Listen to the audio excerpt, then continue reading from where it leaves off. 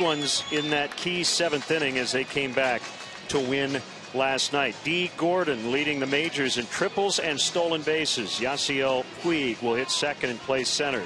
It's Adrian Gonzalez leading the National League in RBIs, batting third. Matt Kemp off to a good start here in September with 5 home runs. Hanley Ramirez is at short. Carl Crawford in left. Juan Uribe, boy, he just keeps on going, doesn't he? He's playing third. A.J. Ellis having a tough year with the batting average, but he caught Clayton Kershaw's no-hitter in June, and he's in there with the lefty today. Let's check out the Cubs defensively. A little different look here this afternoon. Junior Lake gets a start in left field. Alcantara back in there after missing a few days with a sore wrist. Soler right in front of us here in right field. So the infield, a little shake-up. Olt gets a start at third. Valleca's going to play short this afternoon. That'll move Javi Baez over to the other side at second. Anthony Rizzo back in at first. Wellington Castillo is behind the plate. And Edwin Jackson on the mound for the Cubs here this afternoon. It has been a tough go for Edwin. 6-14 with a 6.09 ERA. If he had enough innings to qualify, that would be the highest ERA in the league. He's been good against the Dodgers in his career. He's got a winning record, 4-2, 340 against L.A. He's got 1 win since June 20th, and that came at Dodger Stadium. That was in August 3rd. 6 innings of 2-run baseball to beat the Dodgers on that occasion. So our spot here out in the patio, playing right in front of us, rookie Jorge Soler. So Jackson will get a couple of starts here. Not quite sure how deep he will go into this game, and obviously pitch efficiency would be nice. Yeah, I would think, if everything's going well, maybe 75 pitches this afternoon for Edwin. His last bullpen work, he's been up to 50-55 pitches.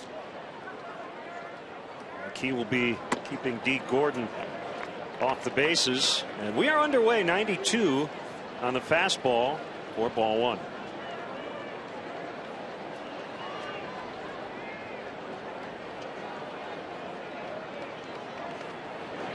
We have a south wind, so right now it's basically blowing straight out to left. Mm-hmm.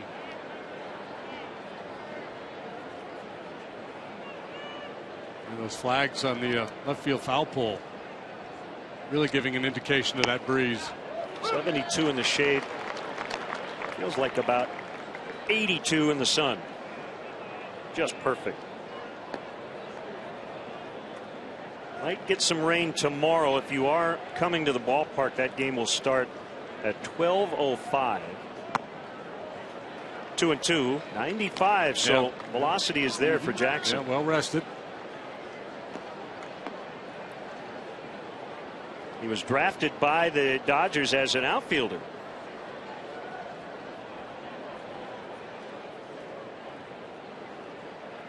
Sixth round in 2001. And there's a fly to left. Junior Lake makes the catch. 1 away. I have no idea where that ball went off the bat. No, I couldn't see it either. I looked up and I tried to identify a player that was pursuing it. You're always happy if you're pitching and Dee Gordon hits the ball in the air. Yasiel Puig had 3 hits, knocked in a run, scored a run last night.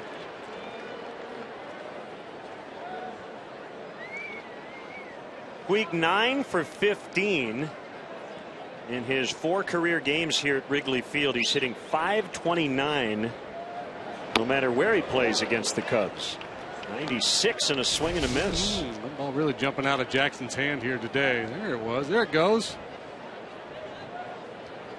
We should have put some eye black on. What we were thinking. It's a minor league move coming out here without eye black. Just missed the inside corner on a pretty good fastball at 94. Get the sense that the plan here for Jackson is to establish that heater early on.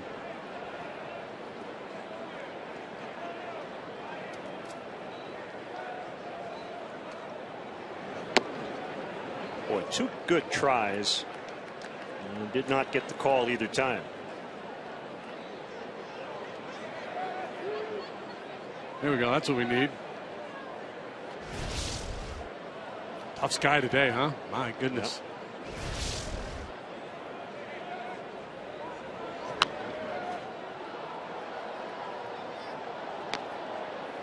Yep. 2-2.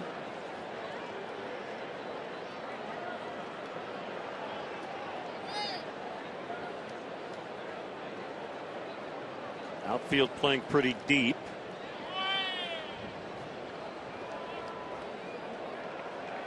Weeks had a big road trip, hitting over 400. Well, I tell you, Jackson has made 3 pitches, the 3 that he's missed on, and a lot of batters would have gone after all 3. There you see 2, 3, and 5. Really good spots. Now, life inside is a good game plan against Puig. He's big and strong. He can handle the ball out away from him. Ball 4.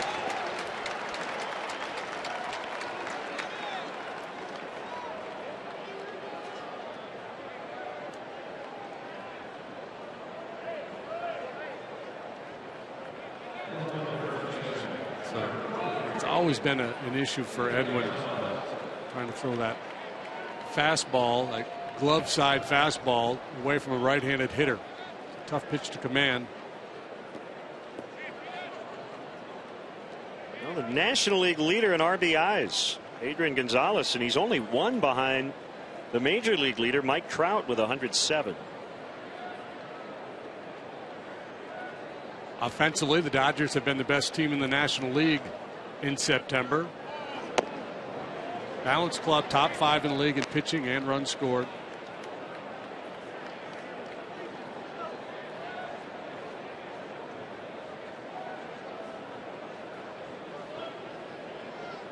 Just underway. 1 out here in the top of the first. Puig walked in front of Adrian Gonzalez.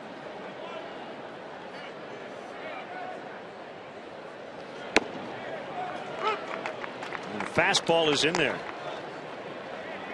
And you hear the phrase, he likes his fastball. We could certainly say that about Edwin today. Leaning heavily on number 1 here. Left-handed hitters have worn him out this year. 341 average. 413 on base. 520 slugging. 933 OPS.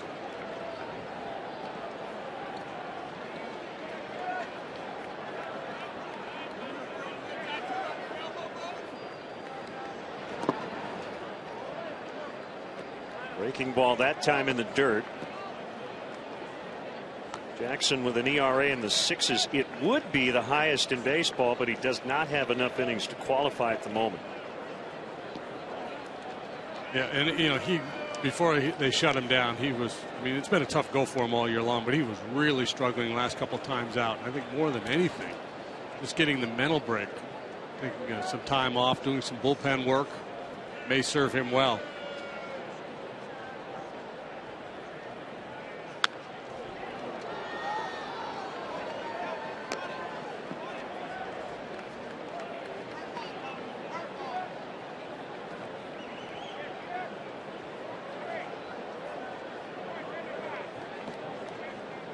Day for a little sunscreen and a cold beverage. Very summer-like. It has been very fall-like this week until today. You might say that autumn was creeping in. Yeah, you might.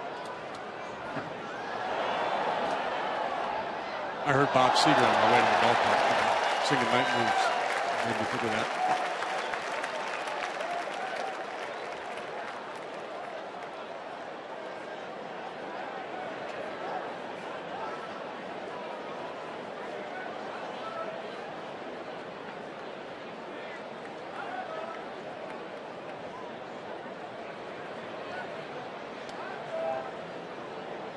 Two on Gonzalez. Throw over. Puig back in plenty of time. League batting .299 against Edwin Jackson this year. With runners on base, that number jumps to .339. Runners in scoring position .336.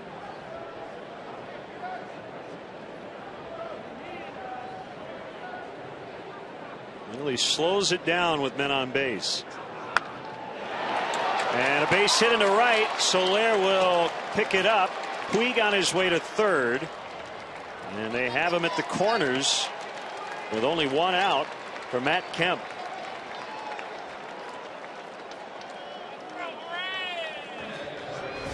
It was a good at bat by Gonzalez. Saw a lot of pitches, stayed back on the breaking ball. Soler was deep. That allows him to cut this ball off before it gets to the wall. Otherwise, the Dodgers are on the board.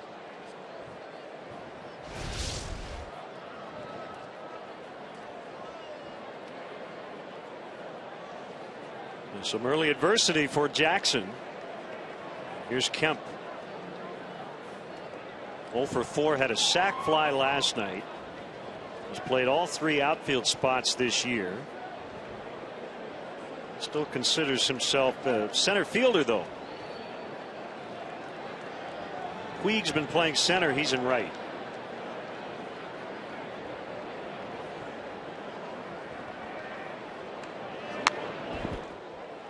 And a foul strike.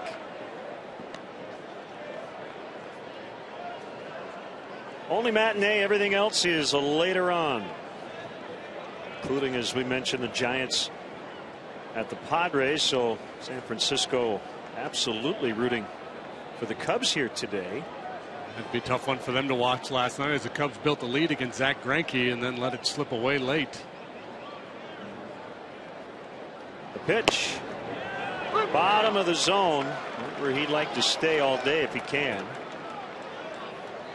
Kemp didn't like it, but a quality offering from Jackson. Kemp in his career 5 out of 17 with a home run against Jackson. That's a .294 batting average.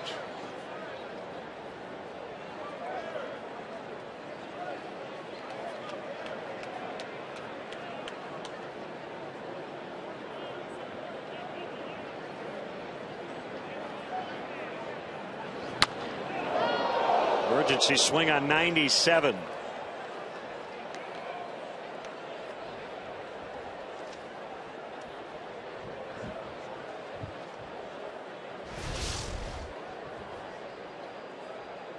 Wow, that was a great pitch. Lucky to stay alive. We get third, Gonzalez at first. Dodgers threatening here in the opening frame.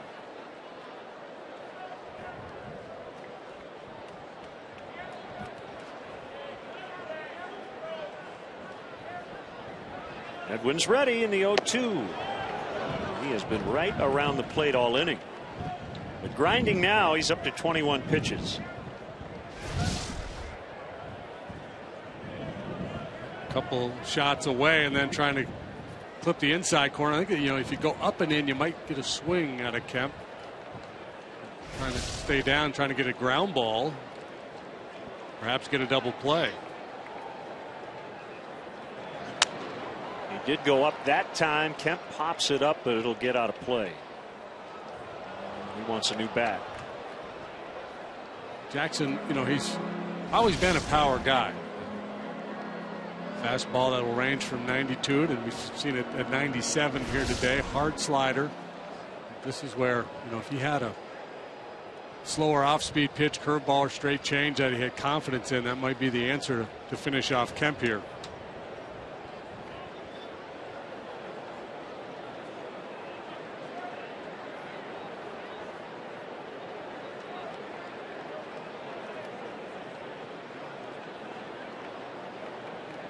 Seventh start for Edwin. If he could break out a little Laredo, drop down sidearm curveball, that would absolutely lock him up. That ball hit the deep left, and it's a 3-run homer to the back of the bleachers for Matt Kemp.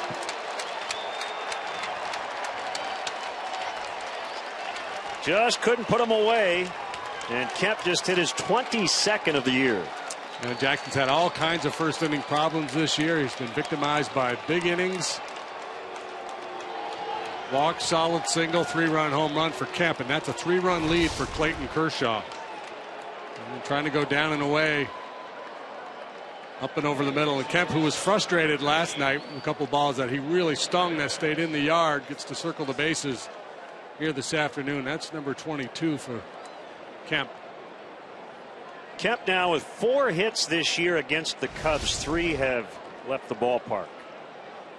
And you're right, you just can't give Clayton Kershaw an early edge, really, of any kind, let alone multiple runs. No, and when you looked at the matchup today, with Edwin struggling the way he has all year, making his first start in about a month, Kershaw being the best pitcher on the planet, it figured it'd be a very difficult day for the Cubs to begin with. Beauty of baseball, though, as our good friend Joaquin Andujar said, you can sum it up in one word: you never know. Cubs hoping today is one of those you never know days. Ramirez with a hitter's count 2-0. Should put that on a t-shirt. That's deep to right.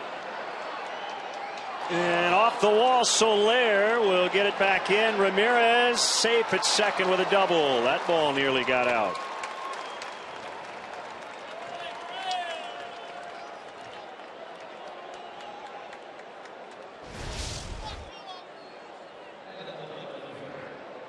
Belt high fastball. Ramirez is going to watch it a good while. Yeah, he really had to bust it to get 2 out of it. It's just, you see it time and time again for big league players. Just run. Here's the t-shirt you should have made. Just run. I was a manager of big league club. That's the opening day of spring training. Just run, baby.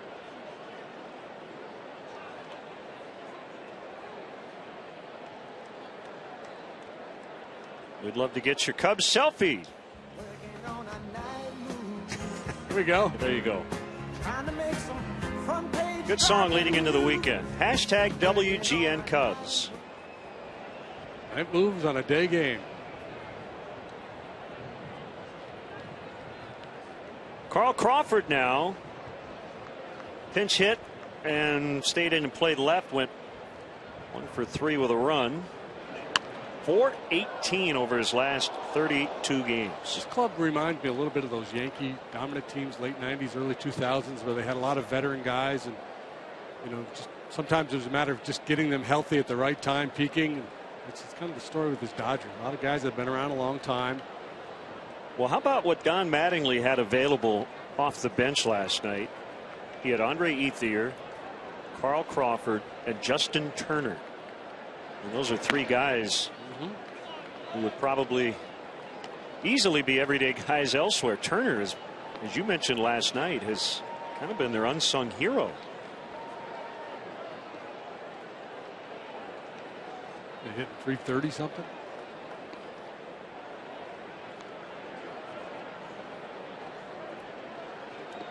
Now the 1-1.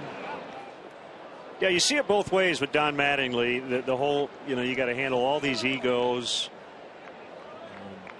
Yasiel Puig occasionally does things that make you want to pull your hair out. But the bottom line is, when you have this much talent, I think any manager would love to be in this situation. Right. So yeah, if you were to poll the 30 major league managers and say, would you want to trade places with Don Mattingly? A high percentage of them would say, you better believe it. Not sure what's going on with Welly. If he tweaked his back or something, he is not feeling good. I don't know if the ball even hit him. If it glanced him, it got a piece of it. I think it's a back. Got a piece of it. As he was kind of rolling his shoulder to receive that ball. And there's early action in the Cubs bullpen. It's Eric Jokic. He figured to pitch today. He was going to come in behind Jackson, who was limited because of his injury. But Jokic up warming up a lot earlier than he anticipated, I'm sure.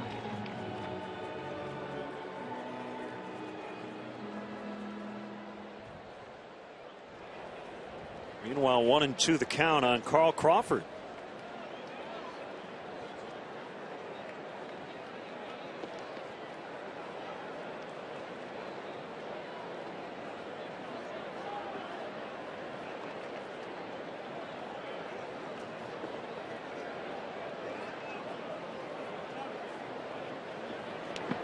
Bounced out in front of the plate.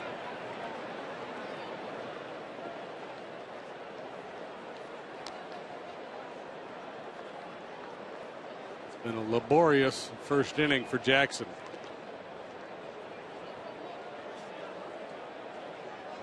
.30 pitches already, just 1 out in the inning. 3 in, a man in scoring position.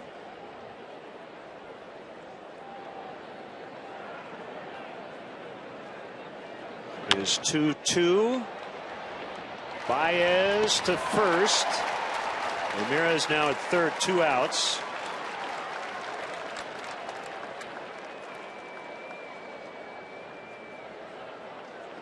Baez and Valleca were out early today getting some extra work. Baez moving back to second base and Valleca taking some ground balls at short.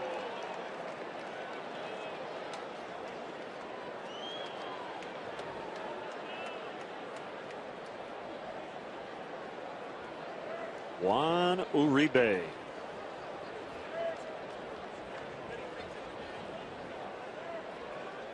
Couple of stints on the DL this year. To see what he's done when he's been healthy. Former shortstop. Settled in nicely at third base. Uribe, 35 years of age. Nice career.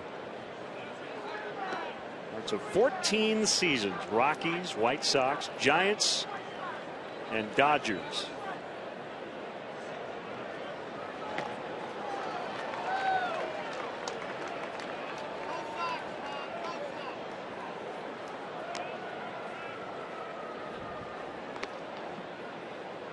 Couple of World Series rings. White Sox in 05. Giants in 2010.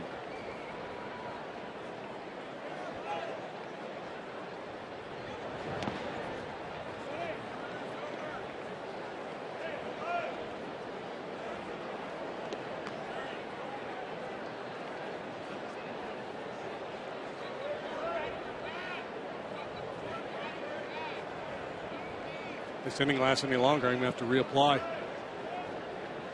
It has been a long one. He's a strike away from getting out of it, but he doesn't, as Ramirez will trot home, and it's 4-0. Juan Uribe with an RBI single. Jokic has plenty of time, so he's good to go if Ricky Renteria decides to pull the trigger here.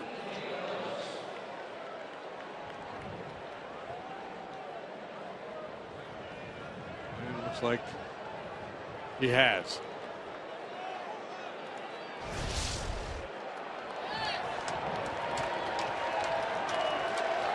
So it'll be the rookie left-hander. Been good. Gives up his hits. Man, walked anybody. He pitches with a lot of confidence. He's more of a finesse guy. Good changeup. Very good fastball command. Product of Northwestern. He's from Virginia, Illinois. Not too far from Springfield.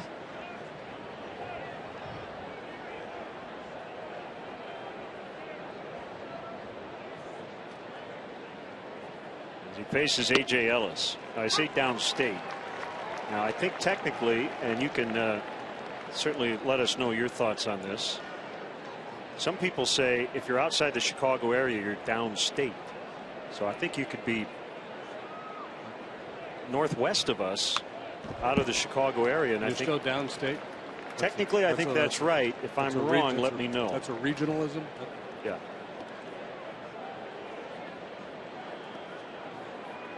It's like in New York City, people from the city refer to people like in Yonkers as upstaters. Like 0-2. Just off the inside corner. Jokic 9-10 with a 3.58 ERA at AAA this year. Made 26 starts.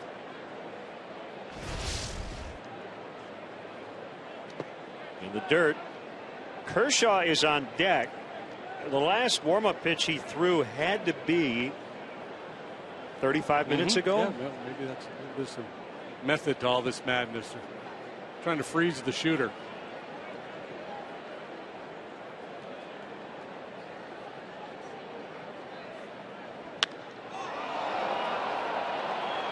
Deep left center. Gone. 2-run homer, A.J. Ellis.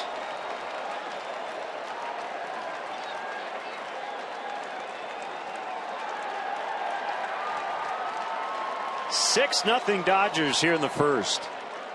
So all of a sudden, JD, you go back to the seventh inning.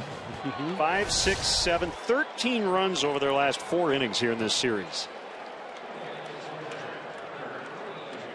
Just the second home run of the year for A.J. Ellis.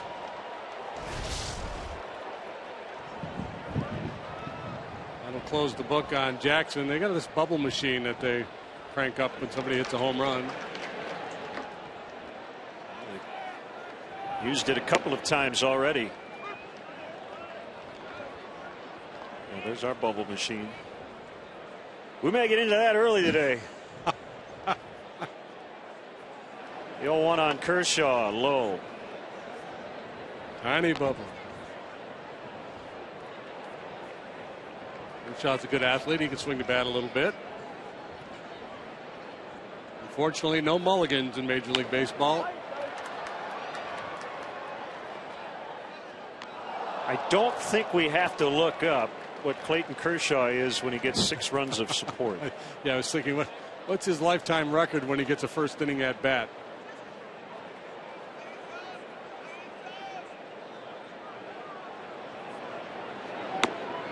Strike 3 called. I think he's anxious to get on the mound already with a ton of run support. Right wrist, Baez, Rizzo, Soler 2 through 4. Wellington, Castillo, assuming the back holds up, will hit 5th. Mike Olt at 3rd today. Chris Vallejo is playing short. Junior Lake in left, and now Eric Jokic, the pitcher. Dodgers defensively committed a couple of errors in the ball game last night. It's Crawford, Puig, and Kemp in the outfield here this afternoon. Uribe has been really good at 3rd. Ramirez has struggled at short. D. Gordon solid, as is Adrian Gonzalez. A.J. Ellis behind the plate, and Clayton Kershaw in pursuit of his 20th win.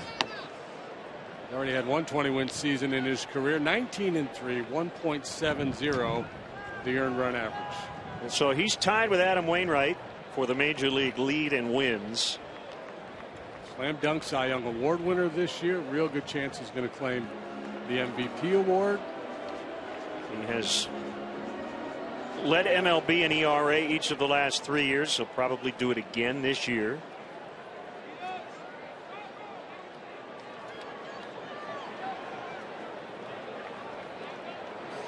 It would be pretty rare too if he does win the MVP. I mean, pitchers don't win that award very often, and he missed a handful of starts on the DL earlier this year, so he will finish with less than 30 starts. He's made 25.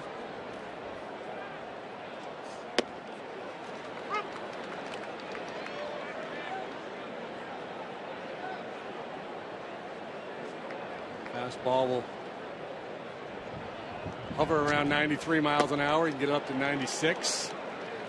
That's the slider. An outstanding curveball. Doesn't use his changeup very much.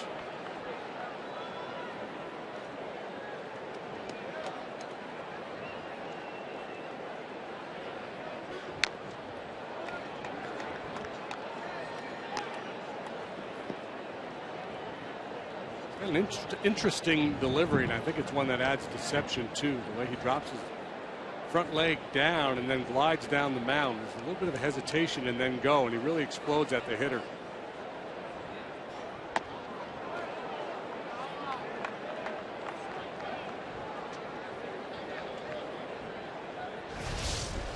So take that front leg and kind of straight down and then glide.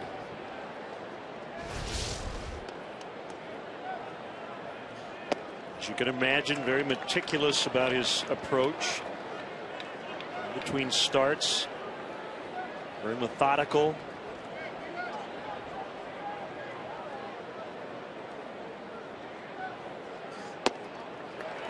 And a leadoff walk, so maybe a little rusty after all that downtime. Yeah, and sometimes too you get a big lead and you tell yourself, well, whatever you do, don't walk people. And those pitchers will tell you once you start to think in terms of don't do this, you're more likely to do it. You see, he's won 2 Cy Young awards and It'd be an easy unanimous choice for number 3.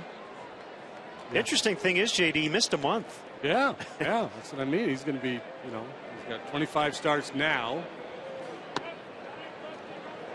And I guess, and you can get into the debate. I mean, it's not a slam dunk that he'll win the MVP. The Cy Young, yes. The MVP, no. I mean, it could easily be Giancarlo Stanton. It might be Andrew McCutchen. That's one of the things I think that would work against him in the MVP race, the fact that he did miss that time. See, and I think it almost plays to his advantage that he has been so great having missed that much time. In terms of the rate stats and everything, so it's just that had he made those extra starts and won those games, then that would build his case even more. This guy has won, he would have a chance to be a 25-game winner the way he's pitching. Well, he still leads all players in wins above replacement according to Baseball Reference. Even after missing that month, Baez right in front of us. Kemp makes the catch just at the edge of the warning track. Well, he's done the perfecta. National Leaguers to win the Cy Young Award and the MVP award. A couple of Dodgers there, Newcomb and Koufax, and Bob Gibson in that remarkable 1968 season. So in the American League, the ones I can rattle off quickly, let's see, Raleigh Fingers, Willie Hernandez, Justin Verlander. Did Eck get it one year? I don't know. May have. Verlander the last 3 years ago. Here's Rizzo. He wanted to be in the lineup today against Kershaw, although it's really more about kind of the schedule for him. He played Monday, he was off Tuesday, played Wednesday, sat last night, in there today, may go again tomorrow, and then would be off on Sunday. Just making sure the back is 100% as we go into the final week of the season. Well, if he were to go deep against Kershaw, he would join a pretty exclusive club. There's been one left-handed batter to hit a home run off of him this year.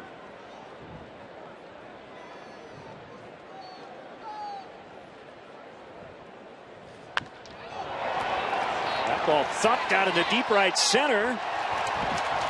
Alcantara will be sent home by Gary Jones. Relay throw is offline. Rizzo with a double, and it's 6-1 rather, as the Cubs get on the board.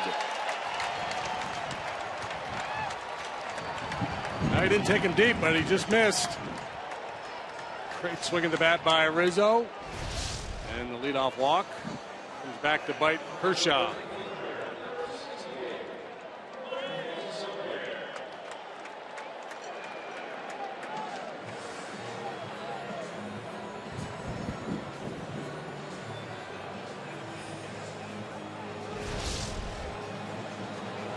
That brings up Soler now. A couple of hits, 2 RBIs last night. At least 1 hit in 14 of his first 16 career games.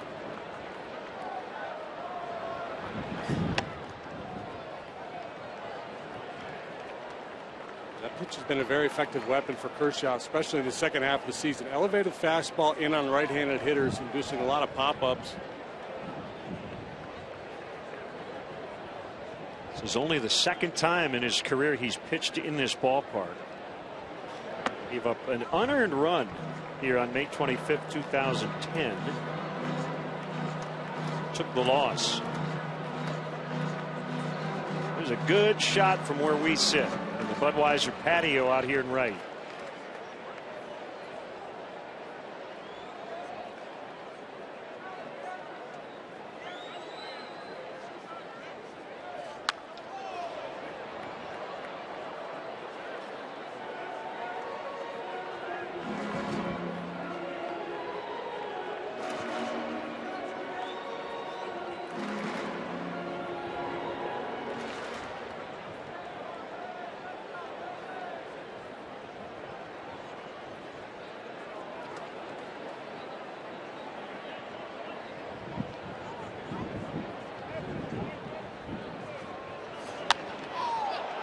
Slicing drive and a fair ball. Rizzo will trot home. Soler coming around second. On his way to third. The throw is late. It's a triple. And it's 6-2. We're only in the first inning, folks.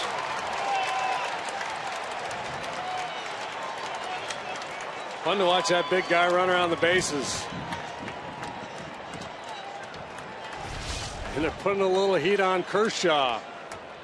Rizzo double followed by the triple from Soler, his first career 3-bagger.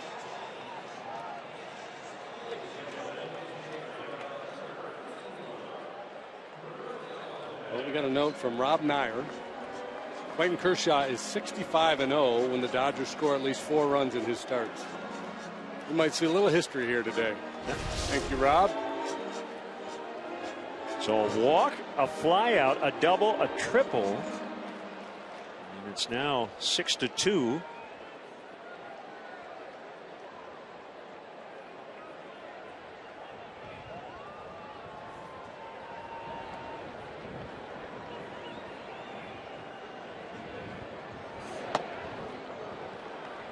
And swing and a miss by Rafael Lopez. So Wellington Castillo appeared to tweak his back. Is out of the game.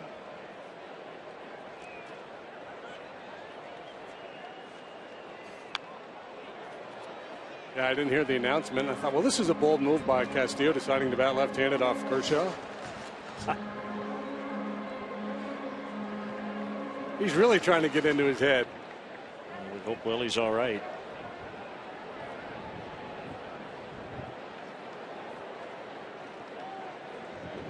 Played an inning yet, and our battery is gone. And Jackson and Castillo out of the game.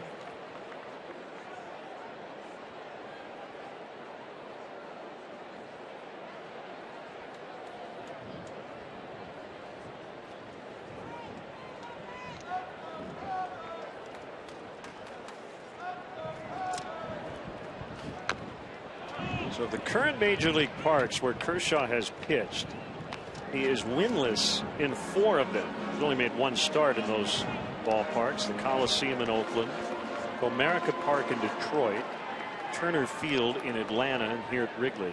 He does have a win at the Sydney Cricket Grounds, where he beat the Arizona Diamondbacks in March. Opening day. 22nd, something like that. Breaking ball, hit well. Puig in center will make the catch. Soler tagging, and he scores. Oh, what a throw by Puig. 6-3. They put up a 3 spot on Kershaw here in the first inning. Bob Lopez, an opportunity for him, and he delivers. His first career RBI.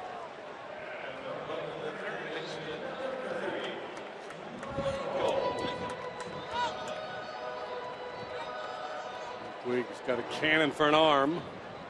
Not afraid to show it off.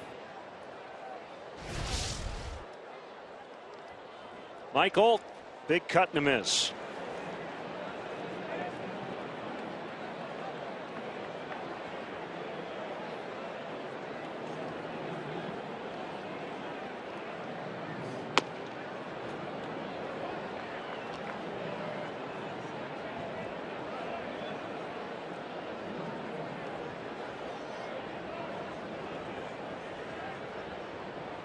A 1-1.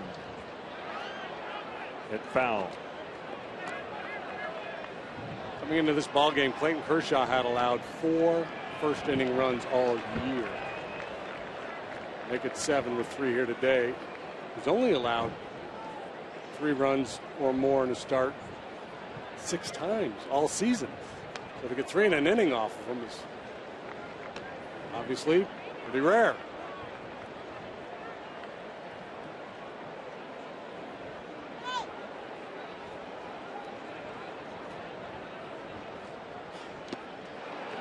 Holt strikes out, so we're on pace for a 54-27 final. I doubt that'll happen. 6-3 after 1.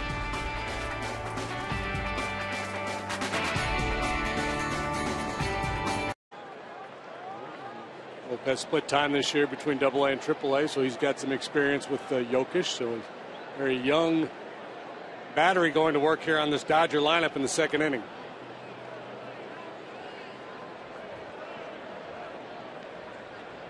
So Gordon leading off once again. And he takes a strike on the inside from Eric Jokic. Our good friend Lynn Bramer from XRT is out here. Stopped by to say hi in the Budweiser patio. Gordon with a couple hits last night. That's been the norm for him lately. A string of 2-hit games. One was a bunt single. And you really have to take that away from him at third base.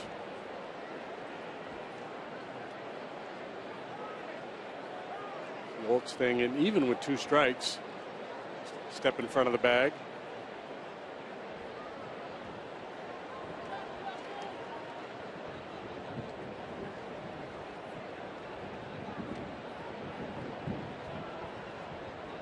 Lefty deals. It's in the dirt on a curveball.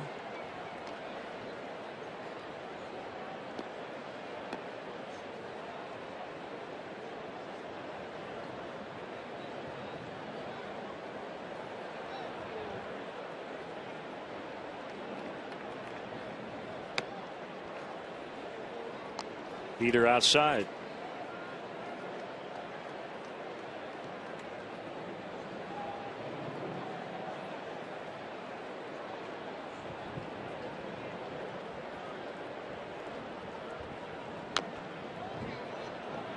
Grounded foul.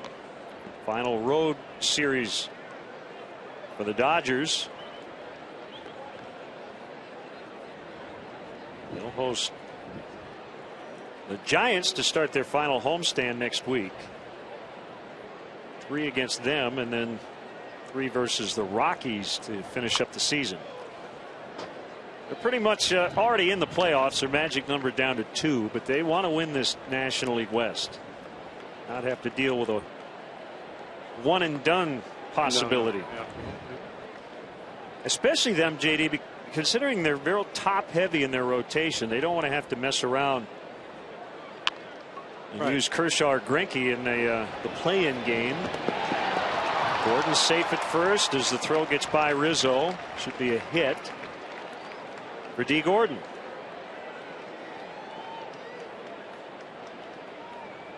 Yeah, I don't know that there's such a thing as a routine play with Dee Gordon going down the baseline. He's so fast, puts so much pressure on the defense.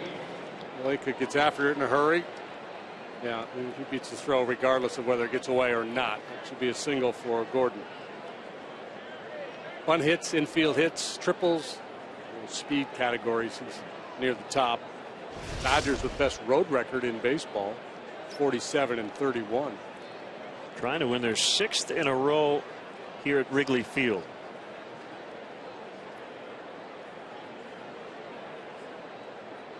Puig walked and scored in the first. Gordon takes off for second, and he'll get the bag without a throw, his 63rd of the year.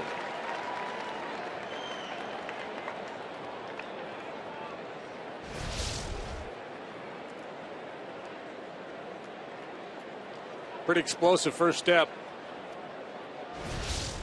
They just matched Davey Lopes' 1976 season with the Dodgers with his 63rd. So now tied for 5th on the Dodger, or the LA Dodger, I should say, single season list. Does not include the Brooklyn Dodgers. No Zach Weed on there. Or the Bridegrooms.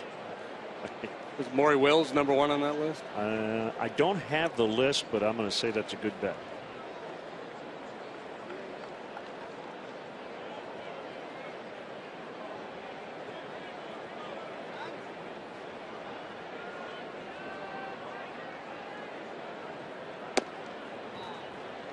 Fastball in.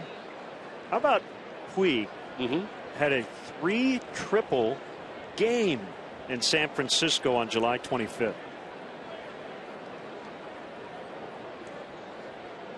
I don't know if it's those batting gloves he wears, but his hands look gigantic. I'm guessing it's his hands that look big.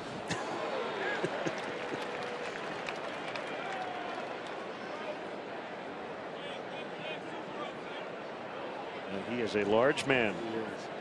But you know, that ballpark in San Francisco that yields a lot of extra base hits. There's a lot of real estate out there. With his power, his ability to drive the ball, all parts of the ballpark. And again, he's a speed guy, so he's not a Dee Gordon guy, but he runs well for a big man.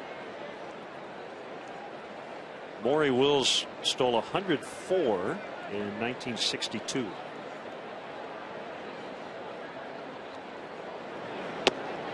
I believe that was the single season record at that.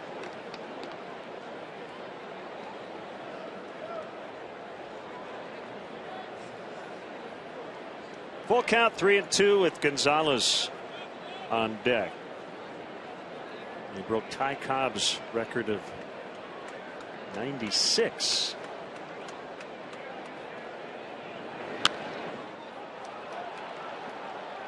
Behind second, it's the shortstop Valaika in the outfield grass.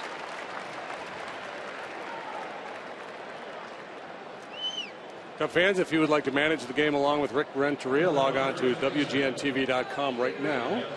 Click on the WGN Sports Game Zone banner to connect to all the up-to-the-minute stats and information while you watch from home. Game Zone is sponsored by The Great Escape. They have pools, patio sets, play sets, hot tubs, and more. Now, Ty Cobb once won the quadruple crown. Batting average, home runs, RBIs, and stolen bases in a season. Wow. I think he had 9 home runs that year. Still enough. All inside the park. Different game, different era.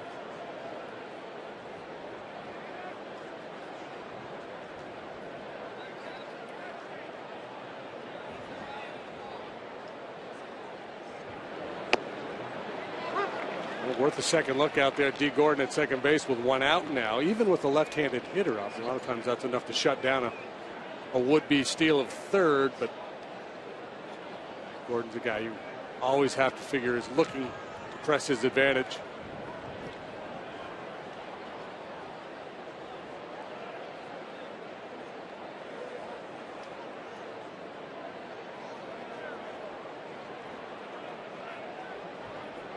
Oh, 0-2 to Gonzalez.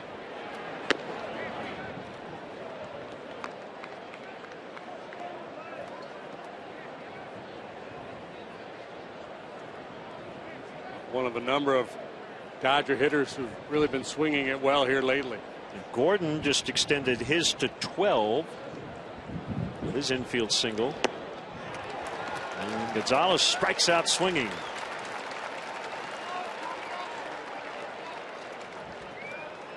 Come watch the Cubs as they take on the Cardinals this Monday night, September 22nd. Throughout the game, lucky seat winners will get special prizes, compliments of Frito-Lay.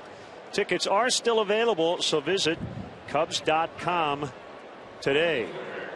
I have to look at it. That might be an Adam Wainwright scheduled start. So look for number 20. Cubs have been up against it here lately, haven't they? Yeah. Cueto, Greinke, Kershaw, Wainwright on the horizon. And Wainwright, 19-9.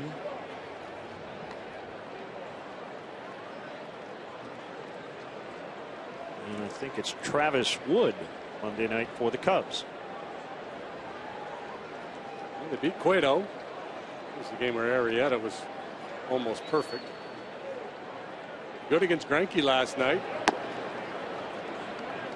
He only lasted 5, allowed 4 runs and 9 hits. And you would have to say they've overachieved already today against Clayton Kershaw.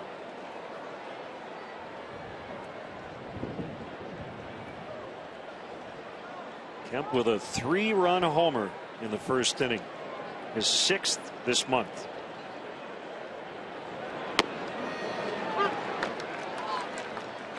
It's the most in the National League. Right-handed hitters can't sit fastball against Jokic. He has very good command of his changeup and just as likely to throw that in a fastball count as he is his fastball.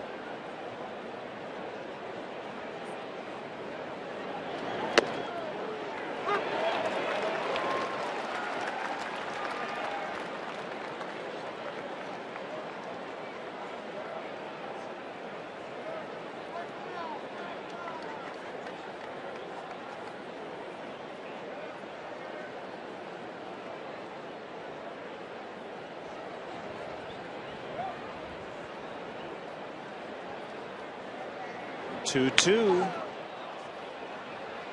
Barehanded play. Out at first. Nice job, Mike Olt. 6-3 Dodgers after an inning and a half. Stretch from our booth.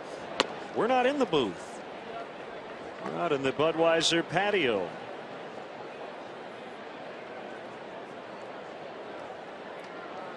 Nice pregame ceremony honoring WGN Radio. As Gordon dropped it, and the lake is on.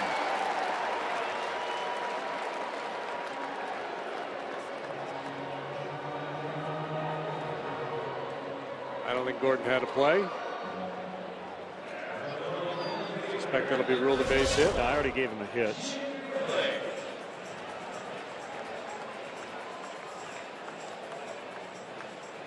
That's a hit. So that's more than ordinary effort.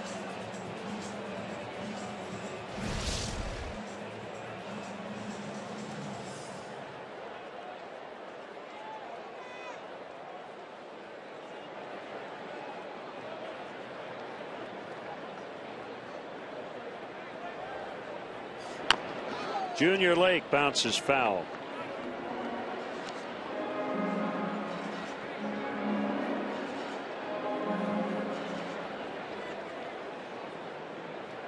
We're just getting settled in.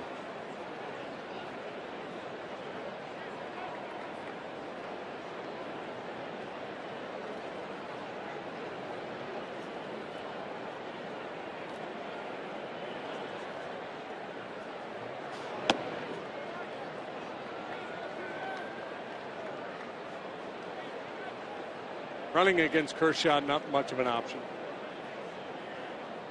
And 9 tries, 5 successful, 4 caught.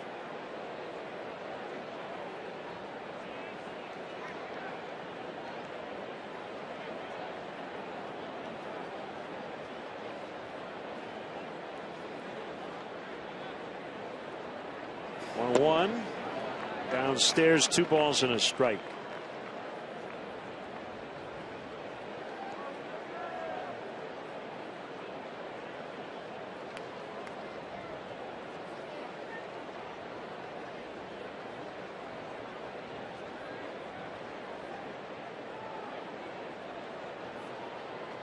Kershaw from Dallas at the high school with Lions quarterback Matthew Stafford.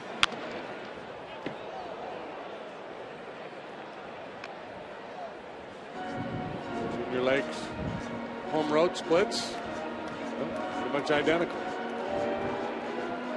Yeah, you'd say he's been about a 210 hitter. Yeah. 2014. Well, it's 220 right now. Still within his range. He can get something done right here.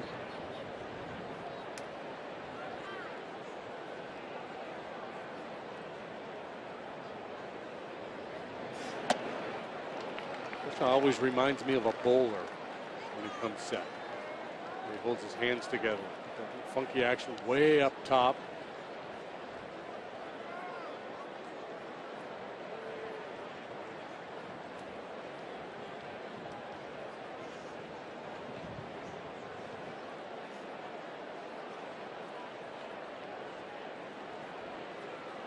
He's getting ready to bowl right now. Ball 4, 2 on, nobody out. You know, I was watching his warm-up because we got a different vantage point today out here, not far from the visiting bullpen. He was misfiring a lot. You can tell by his body language. He feel real comfortable during his warm-up, and then the long delay before the first inning didn't serve him well, other than the fact that it got him 6 runs to work with. If all things being equal, you'll take the 6 runs and take your shot. But he has not been sharp here this afternoon.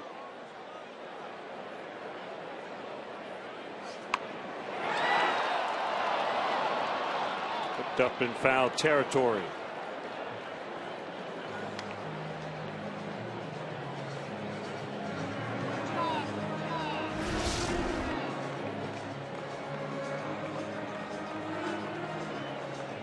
Reaction by Kershaw, make sure that ball stays foul. Good try by Jokic. Ideally, that's where he'd like to get that bunt down towards third base.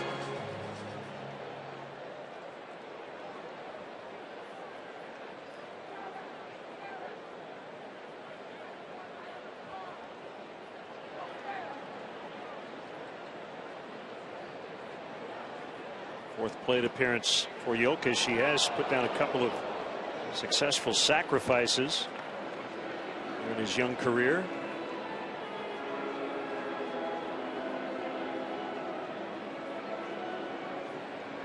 I hear the word long reliever, but it really doesn't apply to many guys anymore. He has been that.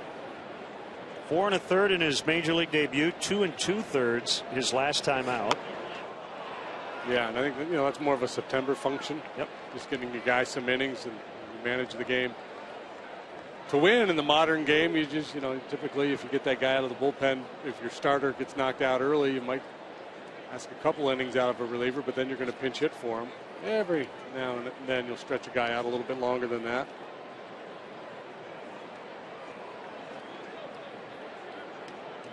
Depending on what happens this winter, you have to think Jokic will come to camp with a chance to battle for a spot at the back end of the rotation. Stabs at it.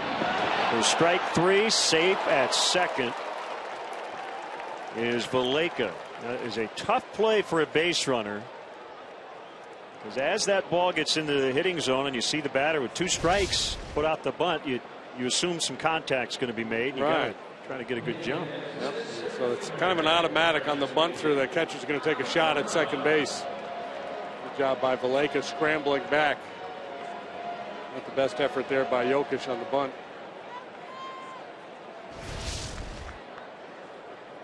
And a superb job by Jerry Davis, the crew chief, making the call. I don't want to leave him out. I'm throwing out plaudits.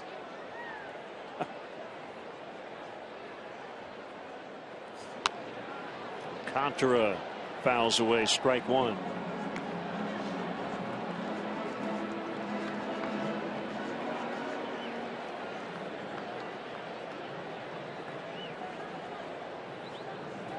Eight times 8 is 64, right? Correct. 16 and 6. It's 220. So he's just shy of 8 strikeouts for every walk this year. Per shot.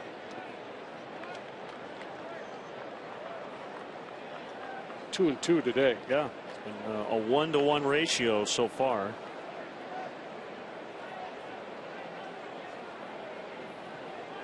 We'll give the Cubs offense some credit, trailing 6-0 before they faced him at all. They got him for 3 in the first, and they have 2 more on here with only 1 out in the top of the order in the second. 1, 2. Hinske wants a challenge here. To end the inning, signaling to the dugout. Ricky's coming out, so hang on.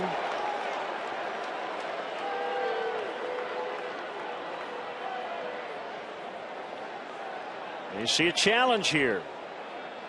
As it stands, it's a double play to end the inning. And Ricky will challenge. Safe. He will win that challenge. This is the play that in spring training Joe Madden had his guys practicing, the first baseman throwing the ball home to record an out on that lead runner coming all the way around to make sure that the opposition couldn't press the case. Hey, my guy was going to score on that play. Right. Yeah. And so Valaika would have been well served to keep going, although the safe call is made and you're halfway between third and home, you're hung out to dry. So I'm going to feel bold enough to mark my scoreboard. I already did. Fielder's choice. Well, Contra. A 1-4 out at second to get Lake.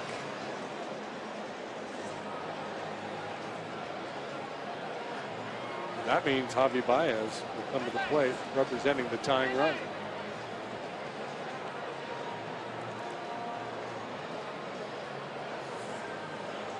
When it was 6-0 Dodgers, I was of the mind that at no point in this ball game would the Cubs bring the tying run to home plate. You were correct for an inning. Yeah, it's pretty good stuff here.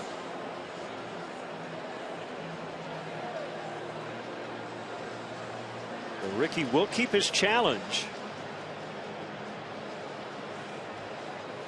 Waiting for the inevitable overturn here. Taking longer than probably need to. There's no other games, right? This is it. This There's is no it. game going on right now.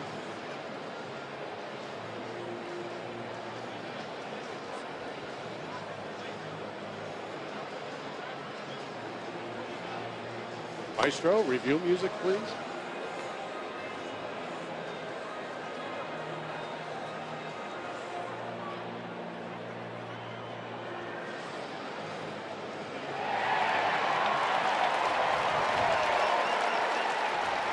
So runners at first and third, and it will bring up Baez.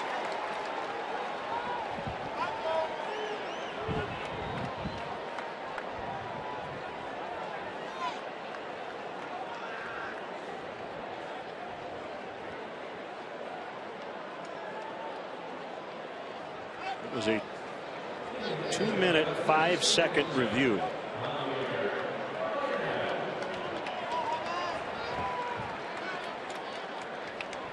Kershaw has allowed more than 3 earned runs in a ball game once this year. He was at Arizona way back on May 17th. Worst outing by far. An inning and 2/3, 6 hits, 7 runs, all earned.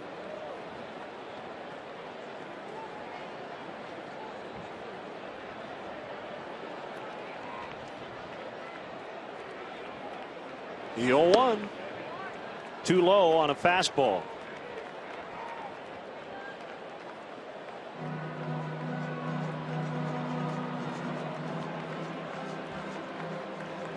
Making him work here early on.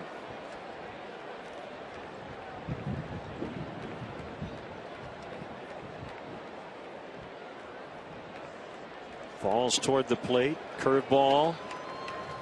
2-1. That's a great description. This is a lot of pitching coaches teach. Not so much driving towards the mound, but falling, or towards home plate, but falling towards home plate.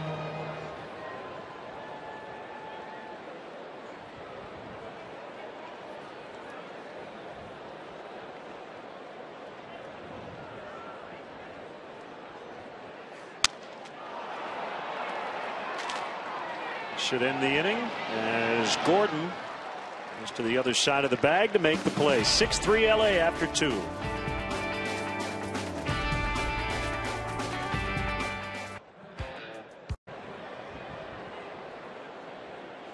They'll face Ramirez, Crawford, and Uribe. Fastball upstairs, ball 1. Ramirez a double and a run. And that 6-run first frame.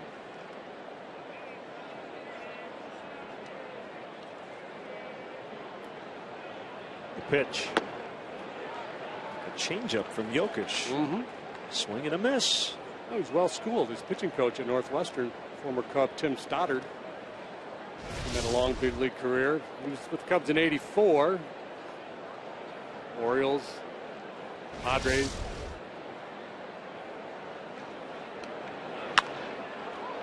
Lined foul behind the bullpen.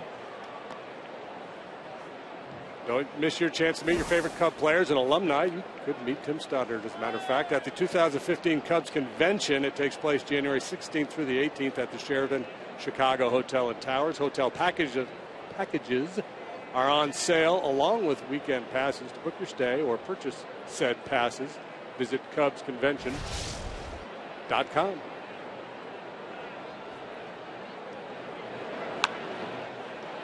And Tim Stoddard, to the best of my knowledge, remains the only man ever to win an NCAA basketball championship and a World Series ring. That's right.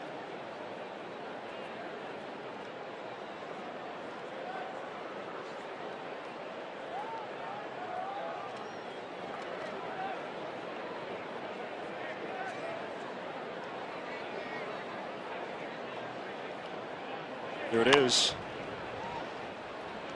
Ball to third, picked up by Alt, and he gets his man for the out.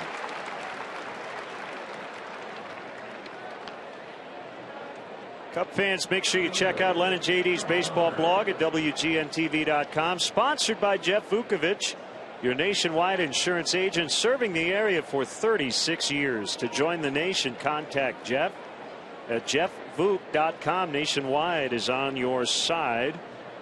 A Wrigley 100 post on the Cubs clinching the division in 2008.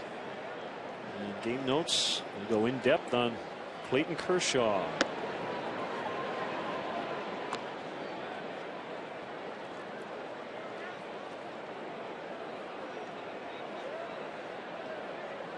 Jim Edmonds made the catch as the Cubs clinched in 08.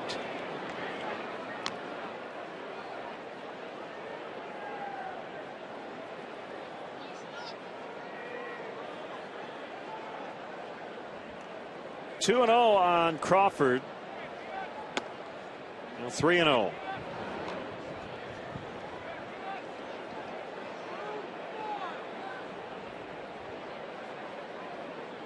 It looked like Crawford was running very well when we saw them in August. Got really hot at the plate, 418 over his last 32. He's got 22 steals. He leads all active players with 120 triples.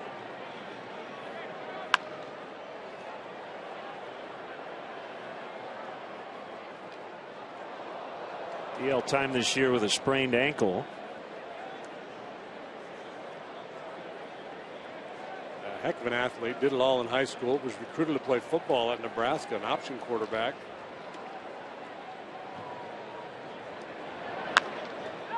Ground ball deflects off of Rizzo. Barehanded play. Baez got him. It'll go 3-4 to 3. That was fancy. Nice job by Baez to stick with it. Like hitting your tee shot into the trees and having it kick back into the middle of the fairway. Good reaction by Baez, absolutely. And Crawford, time running well, but they got him.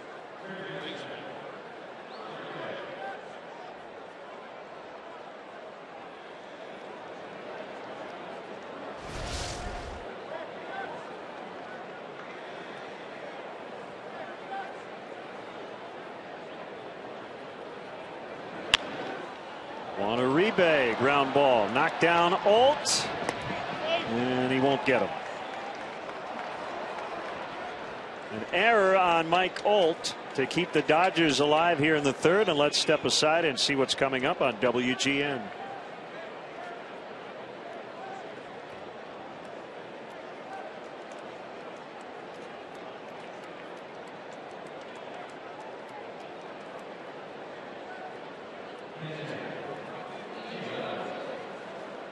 Welcome back. Beautiful Wrigley Field on a gorgeous day. Game 2 of this weekend set. The Dodgers won last night 8-4.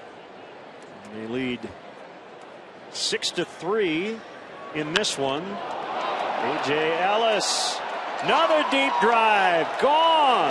Is up with A.J. Ellis. He's hit 2 today, both off the lefty Yokas. He had 1 all year coming in.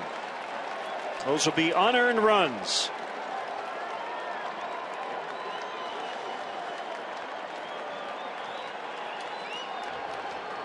Eight to 3.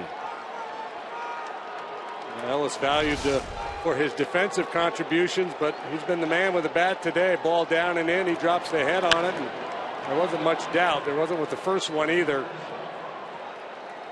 Wind helping to left field today, but both of his home runs are going to leave on just about any day here at this ballpark. We'll get the bubble machine going one more time. Third home run of the day for the Dodgers.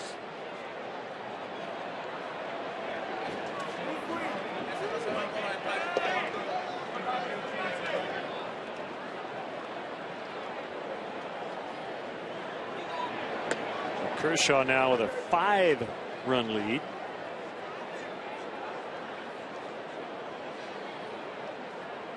That is A.J. Ellis' second career 2-homer game. The other one was against the Cubs on August 3rd, 2012. That was in Los Angeles. Jeff Samardzija and Manny Corpus were the victims that time.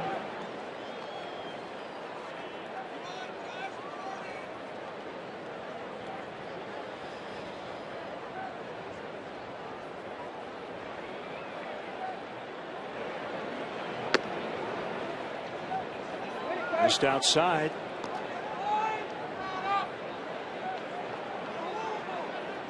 So we're in the third. Yokas now will make his 50th pitch, and he didn't start the game.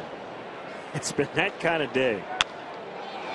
Kershaw to left and foul. Edwin made what, 35 pitches for Edwin Jackson. So the Cubs pitching staff has basically made 85 pitches and have not yet gotten through 3. To get 8 outs.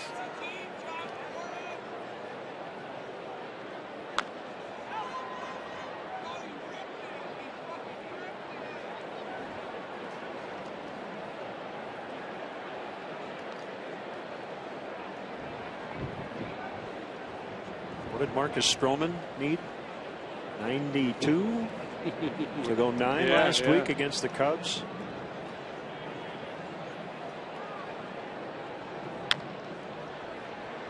That's to the shortstop Valleca. And the inning is over. A couple of unearned runs as Ellis homers after the Alt error, and it's 8-3.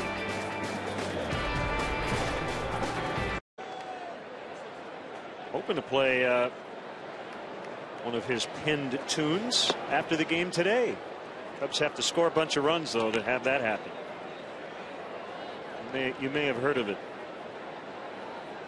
Go Cubs go. Yeah. Product of Maine East High School in nearby Park Ridge. Steve Goodman. Rizzo just got hit by a pitch. So another base runner against Kershaw.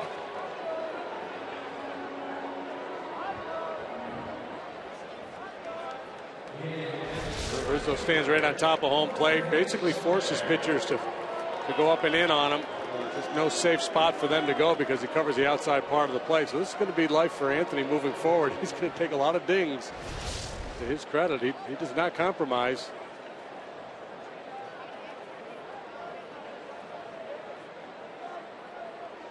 Here's Soler, first career triple to drive in a run, and his first at bat. A couple RBI singles in the ball game last night.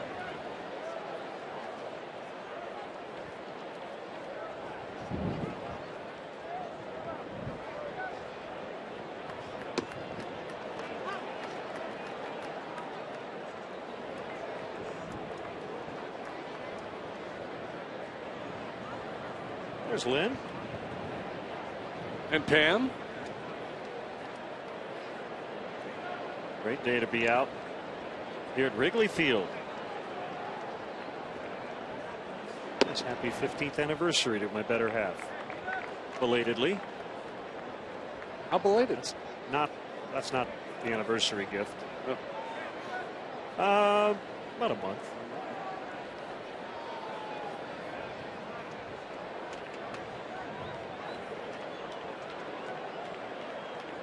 The 2-1 now from Kershaw, and Soler bounces foul to the pull side. Has ended up down on a knee.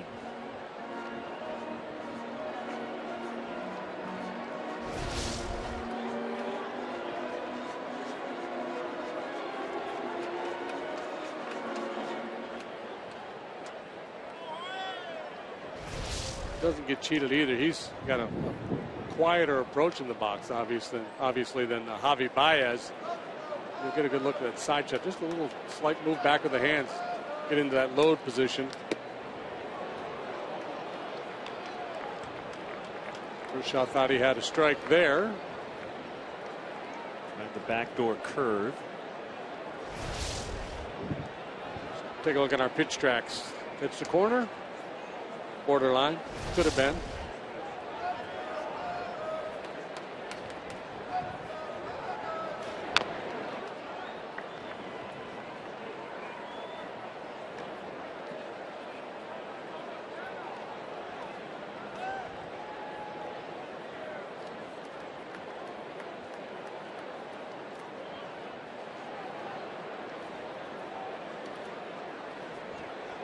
Eleven runs, 10 hits combined, and we're only in the third inning.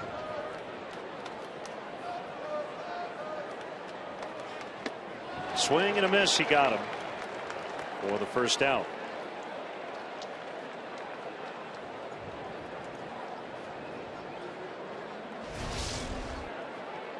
Third strikeout of the day for Kershaw. Slider under the hands of Soler.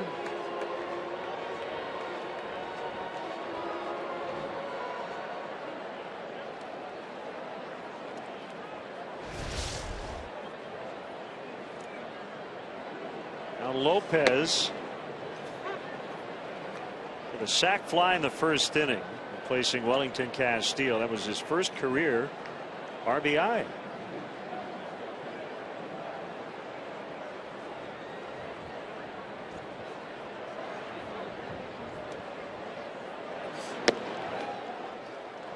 A good year down in the minor league. Split time between AA and AAA combined to hit .290, 17 doubles, 5 home runs. Drove in 51. .285 hitter in 61 games at Iowa with a .378 on base percentage. So willingness and an ability to take a walk.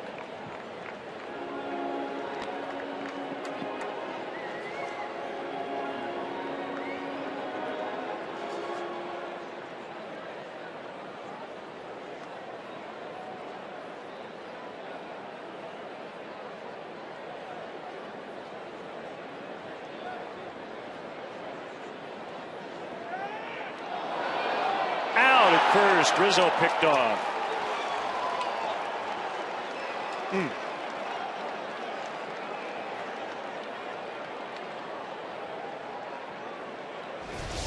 one thing to get picked off in a running situation, but this time he just gets caught flat-footed.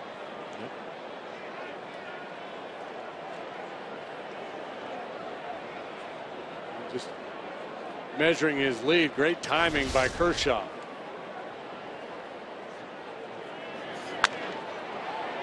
And a base hit. Of course. Always happens after a caught stealing or a pickoff. So he's got his first major league RBI, followed by his first hit. Rafael Lopez. Yeah, about that too. You get it off Kershaw.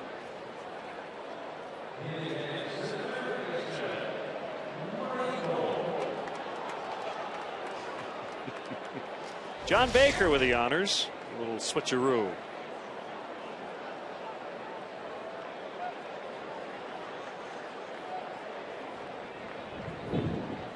Thing of beauty. First big league knock. Comes off the Cy Young Award winner.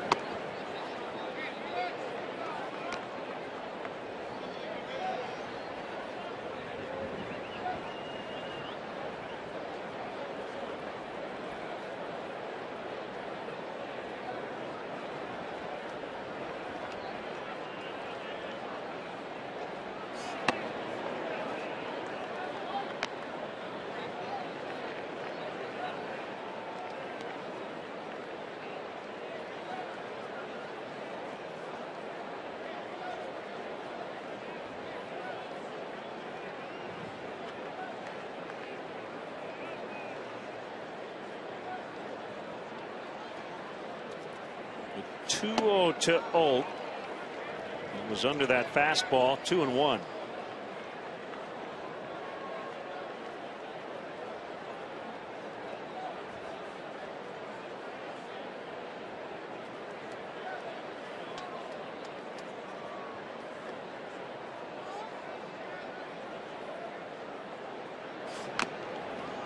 Two and two.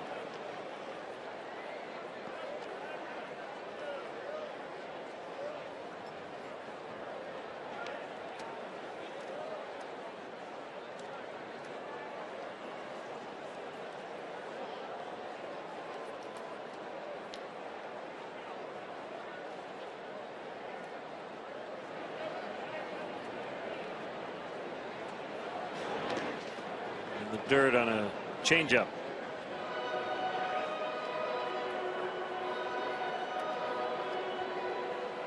Dodgers got 6 in the first inning. The Cubs answered right back with 3 off Kershaw, who clearly has been off his game today. The Cubs with some really good at bats.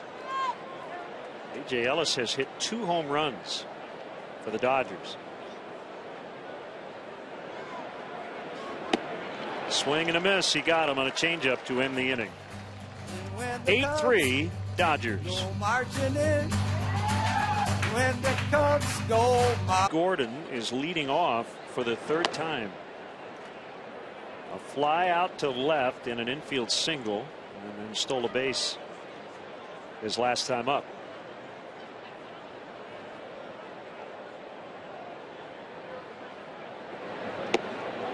Getting tweets, why did they throw Lopez's ball into the stands? That was a switcheroo. John Baker has one in his hand, and someone, the umpire, whatever, will flip it to Baker. He quickly makes the switch and tosses the other ball to the seats. It's a pretty common trick. Yeah. The idea that the rookie's going to be standing on first base, mouth agape, going, "Oh my God, they just threw my first base hit into the stands." But unless you just fell off the back of the turnip truck, you're probably not falling for that. But I think a lot of fans do. A lot of fans see it and go, "Oh, I can't believe they did that." And then the other one is to take the ball and just deface it, write all kinds of things on it, and then put it in his locker. Okay. Sleight of hand here. So he's got another ball already in the glove.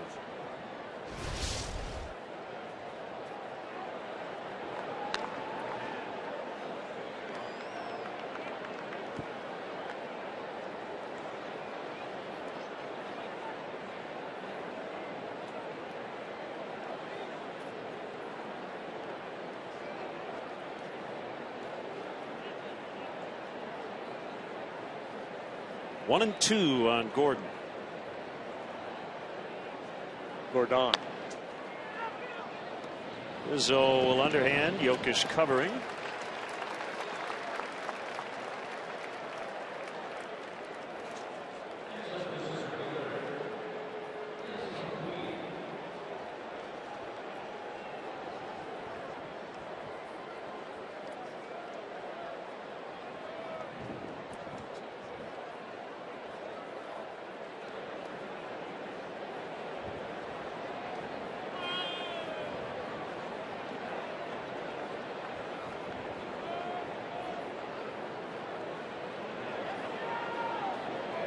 Puig.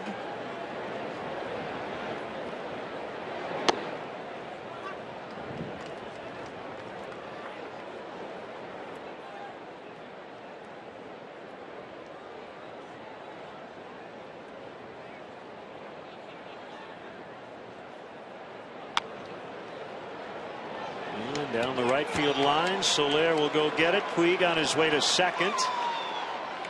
He's got a double.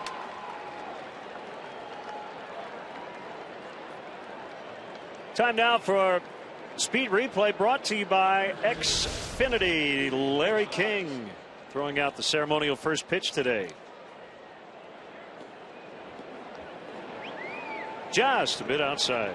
Xfinity, your home for the most live sports. Still a little unhappy with himself. That errant toss.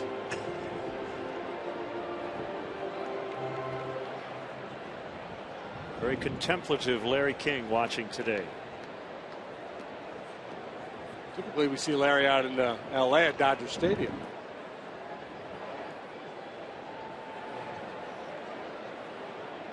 Gonzalez 1 for 2. We get second.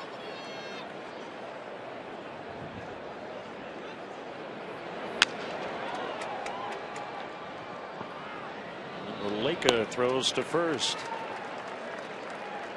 2 down.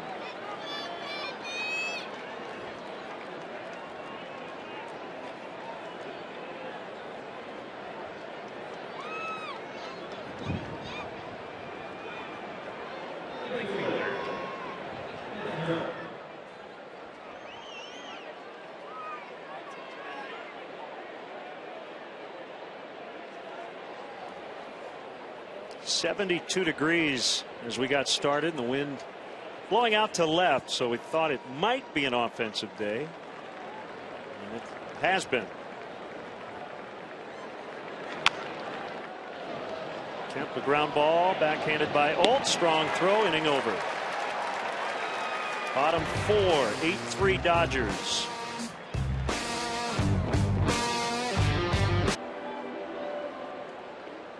The weather this week has been terrific.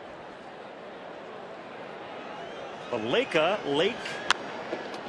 Jokic scheduled, although we might get a pinch hitter. High in the air, right field. And it drops. Gordon couldn't get it, neither could Kemp, and the throw gets away from Ramirez. Valleca with a bloop double. And I'll tell you, where we are, we can tell you how tough the sun is today. Yeah, and I don't think Kemp ever got a really good read on that, but that was his play to be made. That was the right fielder's ball. He wanted no part of it. I don't know if he didn't see it. It looked like he was looking for help as he pursued it. And a drifting, seeing if Gordon or Gonzalez has a beat. Break for the Cubs. See if they can take advantage.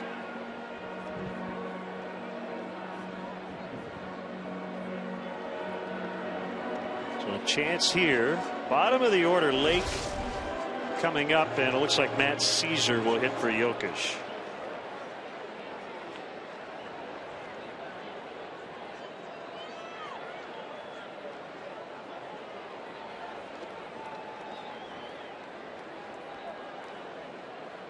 The inning of the Lake.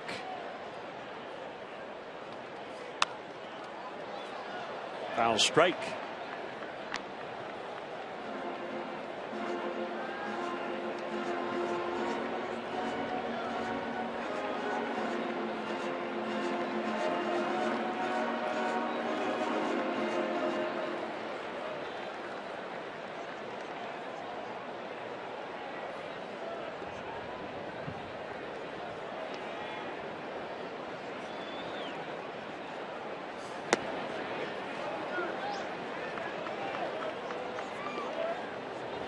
Straley Dan. And what is now a rather quiet Cubs bullpen. All the relievers have headed to the clubhouse, maybe to do some stretching. Yeah, that's very odd.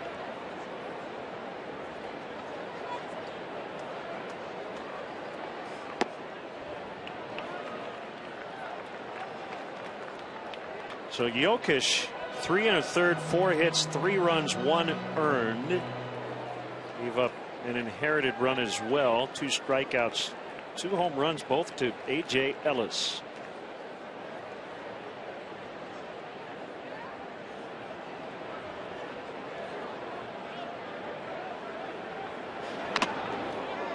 Hanged off the mask of the catcher.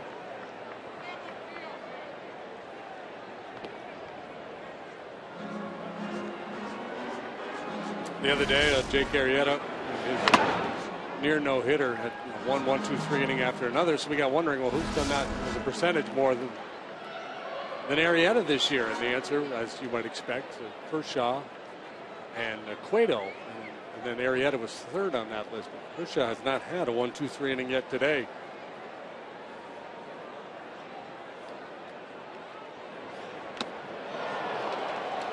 Blake strikes out.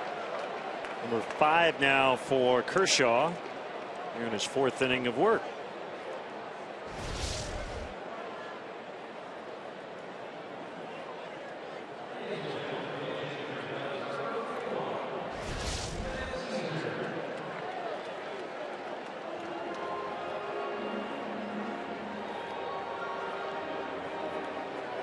So Matt Caesar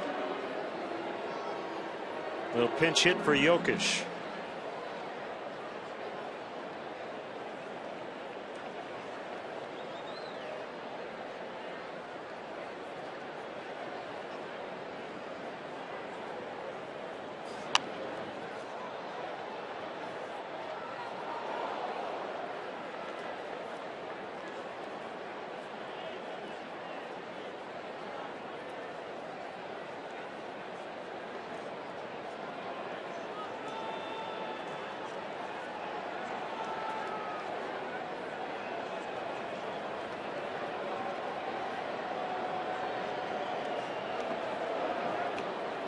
And the curve is in the dirt.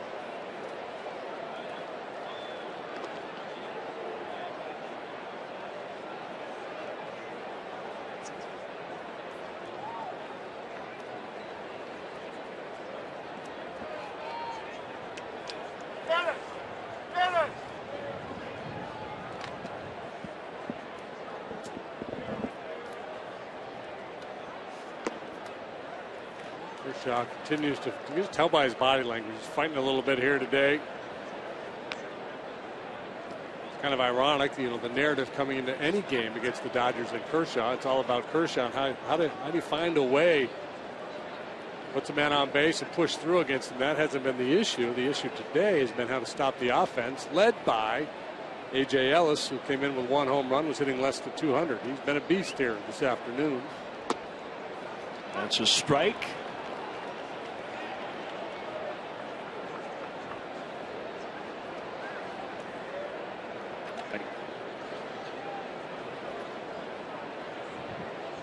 Still plenty of baseball to be played. We're only in the 4th. Pitch count is ultimately going to be an issue for Kershaw, too. In the air, deep left, and it backpedaling. Crawford cannot make the catch. Valaika will advance to 3rd. So a couple of balls that probably should have been caught here in the inning, and the Cubs are in business. Talking about the pitch count being an issue, the outfield play is really an issue for Kershaw this afternoon. The blooper misplayed by Kemp, and again, it's a tough sky today, and it may have factored into Crawford's play as well. Plus, it's very breezy, but not the best effort by Crawford on that one.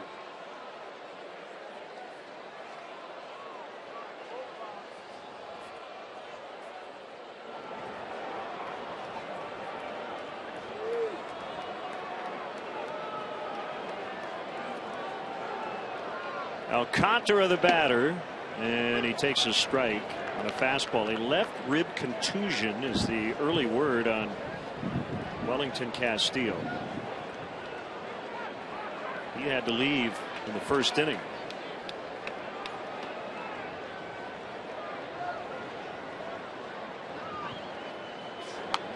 And not an excuse, but understandable on a day like today that the defense might be a little sloppy because of the pace of play. Tough to stay engaged on a day like today. You have to. You get paid a lot of money to do it.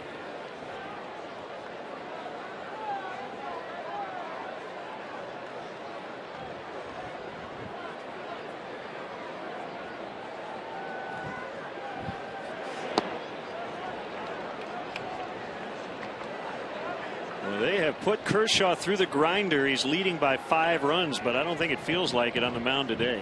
No. It's not been an easy day for him at all.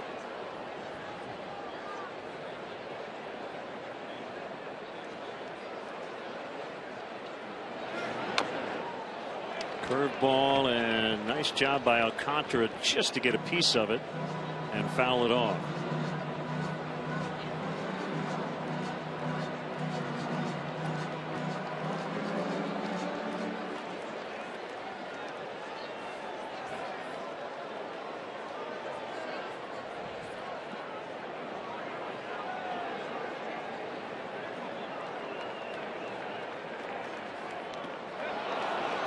Alcantara strikes out, 2 away.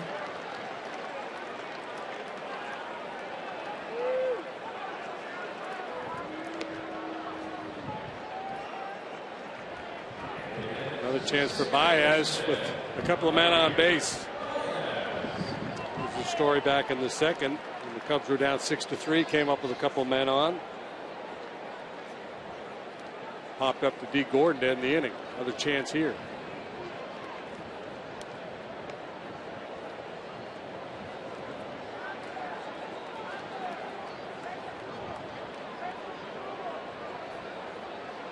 We've got a long way to go. We're only in the 4th. And at the knees on a fastball for a strike.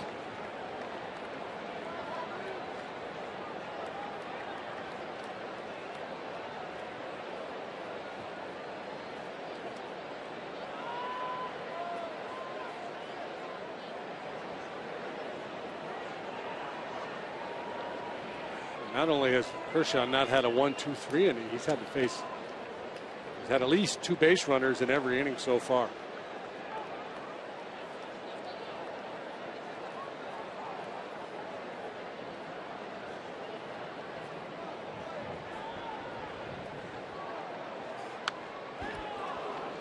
Big hack that time.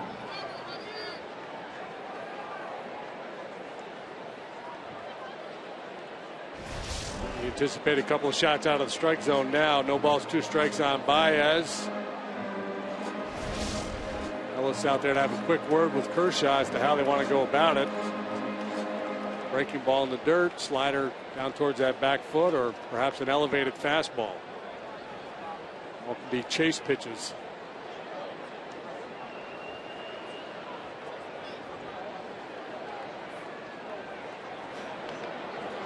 Could not get him to chase. There are really two parts for Baez, not only recognizing fastball and breaking ball, but the plane of those pitches is really important. He's a good low ball hitter, but those high fastballs he has a hard time laying off, and then the low breaking ball in the dirt. This particular pitch has really been a problem for him, and good to see him lay off it. So if he sees the breaking ball up, that's the kind of pitch you want him to go after. Yeah. And maybe the low fastball, but he's sorting it all out at this level. And then he takes a pitch right down the middle on a slider to end the inning. Cubs threaten with a couple of. Straley will take over for Eric Jokic. Straley over from the A's in the Samardzija Hamel deal.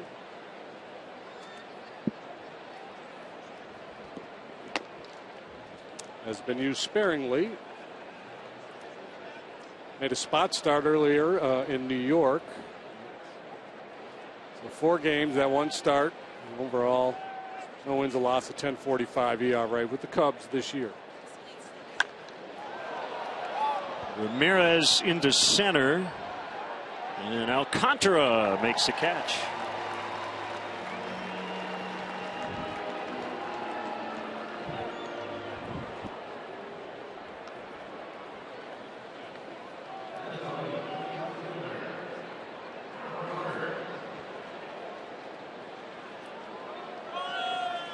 There's Crawford.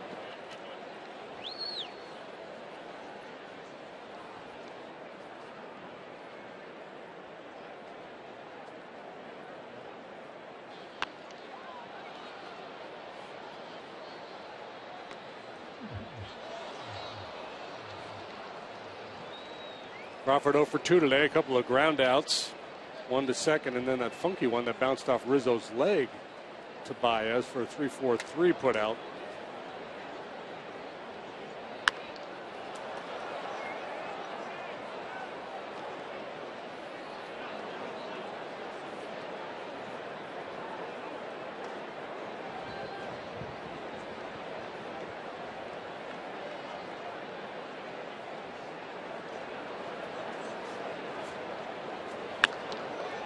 Went down to get it.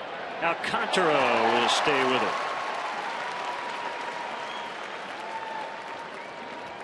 They get into the holiday spirit a little early and support Cubs charities by being part of our holiday tradition. Purchase your limited edition Chicago Cubs Christopher Radko glass ornament.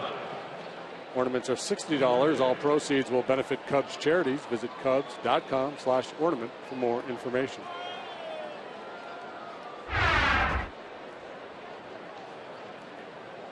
He better, swing better. Fastball fouled back by Uribe. So Uribe last night walked, singled, reached on an error, got an RBI, then singled again. Today he has singled, knocked in a run, reached on an error. He's been on basically every time he's been up in this series.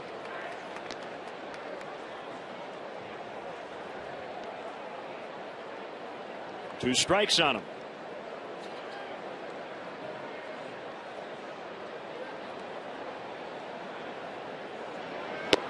Three strikes on him is Straley. Hey, is it the first 1, 2, 3 we've seen all day? I believe it is. Nice job, Dan Straley. Player of the game. And the Cubs doing their best to try to hang with Clayton Kershaw today. They got 3 in the first. They've had him on the ropes on a couple of other occasions. But no runs since.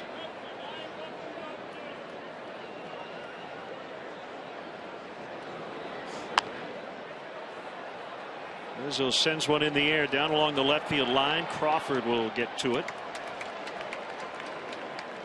For the first time Rizzo has been retired today.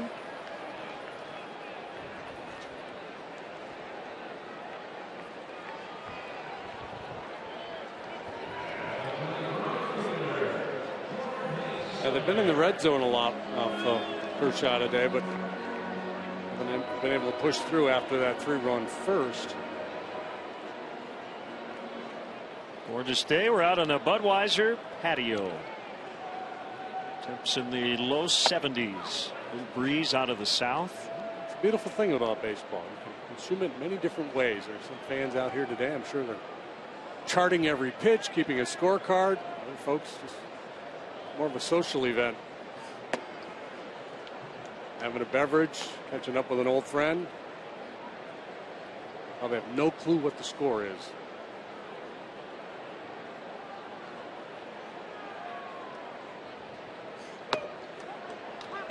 Strike called on Soler. It's 2-1. Those of us that are focusing are fully aware of the fact that it's a 4-3 ball game.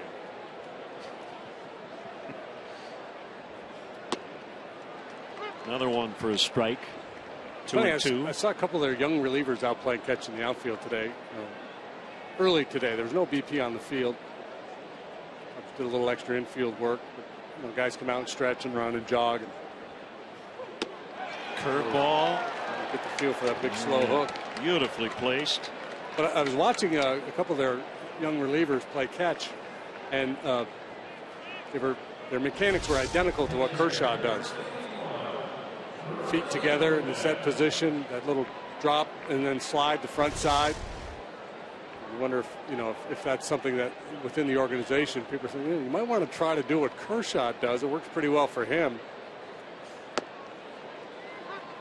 Or it may have just been a couple of young guys out doing their Kershaw impersonation. I remember years ago, that was in the Mets organization. They were teaching all their pitchers to pitch like Tom Seaver. That drop and drive delivery, and Seaver's back knee would be down in the dirt. The reality is very few guys could pitch like that.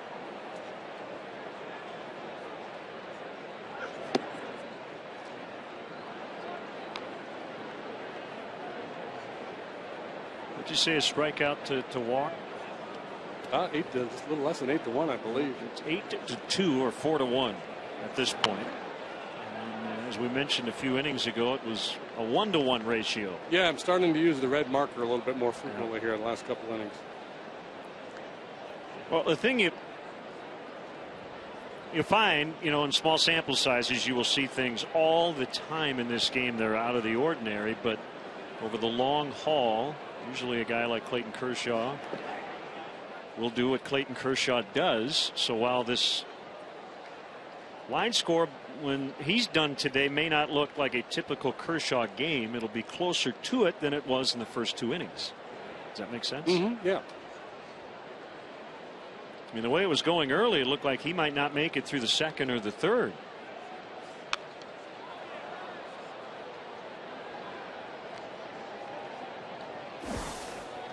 Yeah, there's the drop and drive delivery of Seaver. And a lot of times that back leg would actually drag in the dirt. And you got to be built a certain way to pitch like that.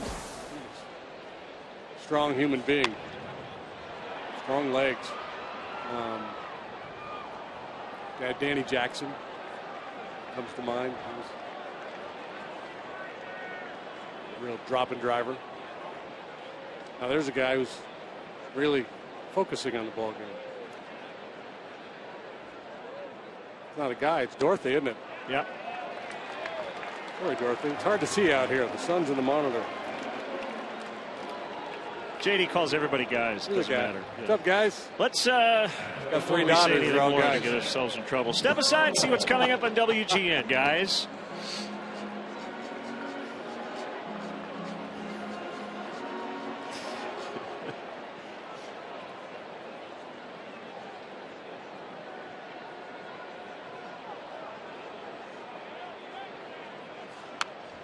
Michael fouls away.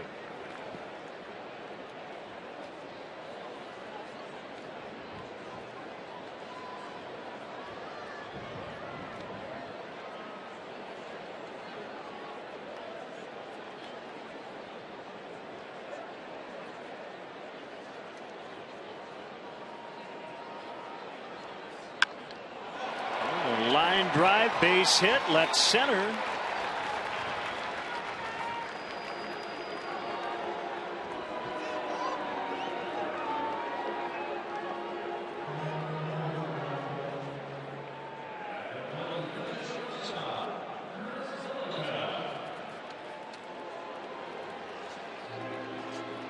one thing about a Clayton Kershaw start, it usually involves 7+ innings. In the last 17 times out, he's gotten through at least 7.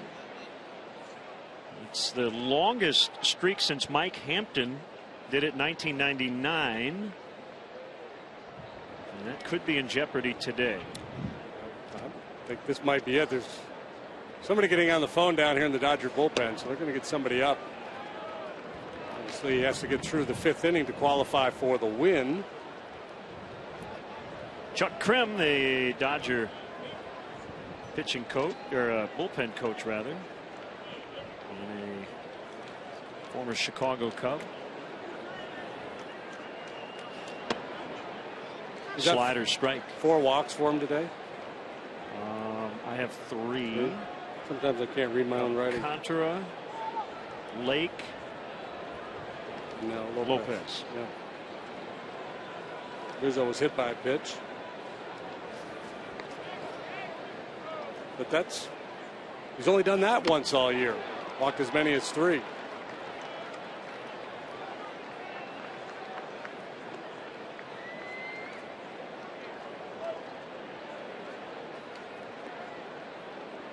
The boys are back in the Cub bullpen.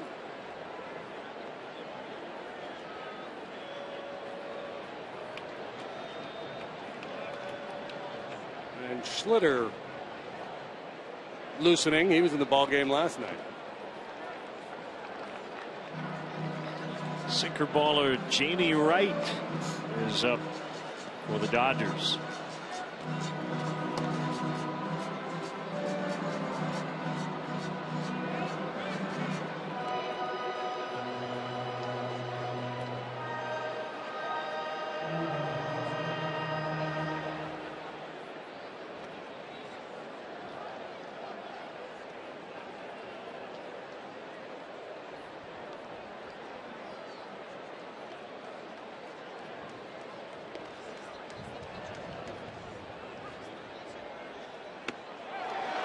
Curveball. 2 dandies here in this inning for his 9th strikeout as he's yelling into his glove. 8-3. Season, and obviously that did not happen today.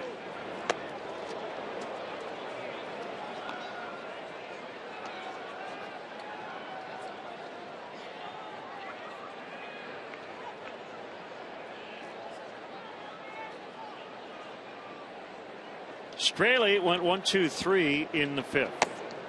Rising fastball missed.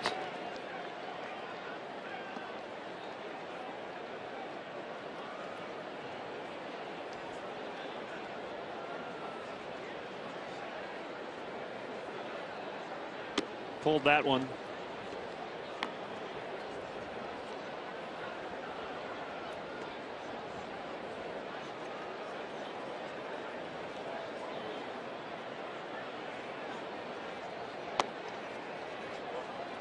And ball 4. That's what Ellis does a fair amount. Takes pitches and walks.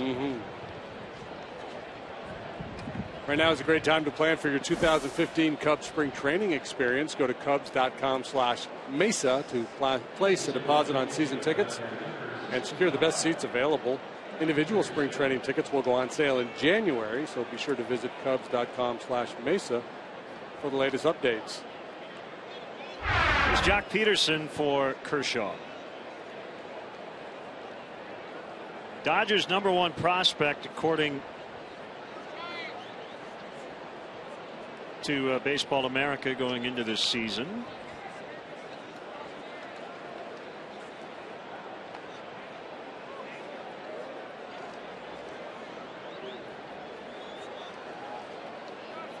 He was the 2014 Pacific Coast League MVP, the league's Rookie of the Year. Power and speed. Became just the 4th player in the history of the PCL to post a 30 home run, 30 steal season. The league's been around for 112 years.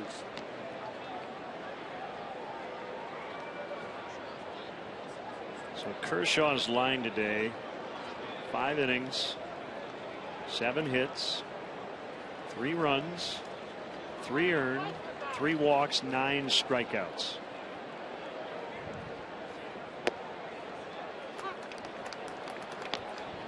And left with a 5-run lead, but didn't look very happy about it.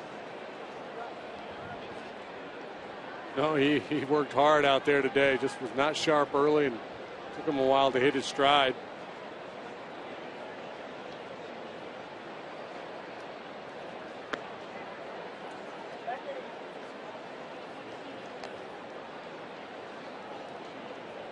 So really, for the second day in a row, the Cubs doing a nice job against the Dodgers. The 1-2 punch. It was Greinke last night.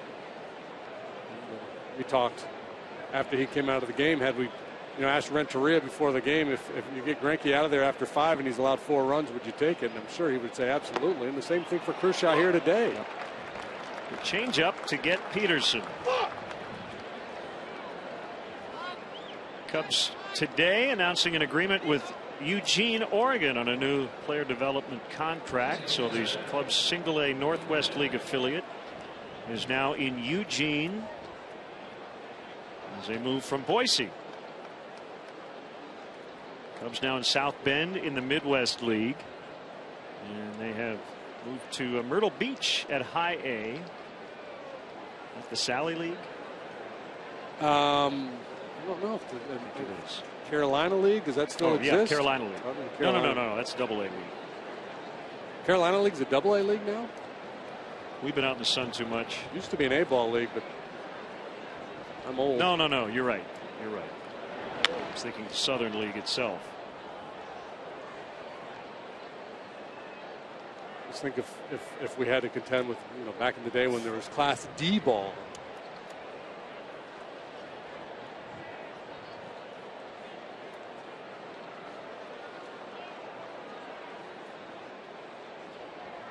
Yes, Carolina League, Myrtle Beach. You can get some good fireworks there from Pedro. Base hit. Dee Gordon now has 2 hits in each of his last 7 games.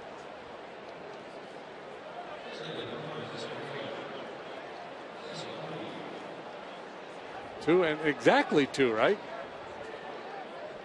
Exactly 2. Exactly 14 2. hits over 7 games.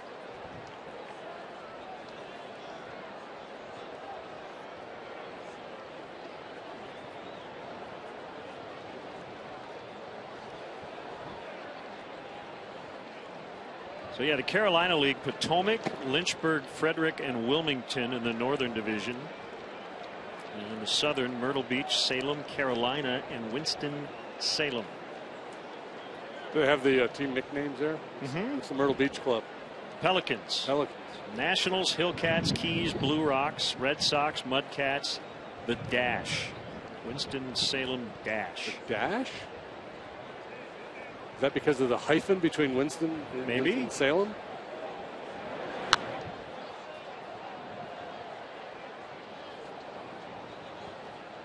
Or maybe there's a NASCAR race there called the Dash. I don't know. We've got a lot of time to ponder it.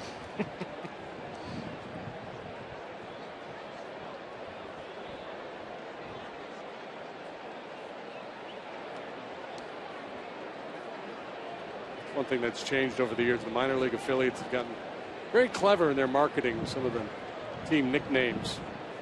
Used to be you'd find a lot of the minor league clubs would just have the big team, like the Daytona Cubs.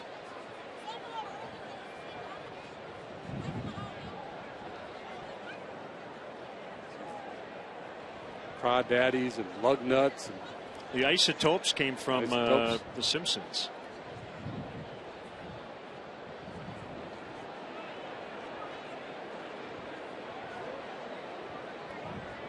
One strike on Puig.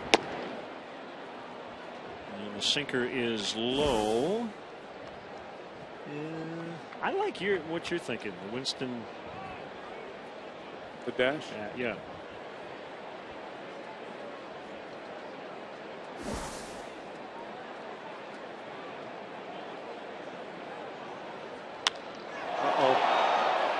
Yasiel Puig gone. 3-run shot, 11-3. Yikes. That was a blast. This lineup from the 7th inning of last night's ball game through that swing of the bat has been relentless.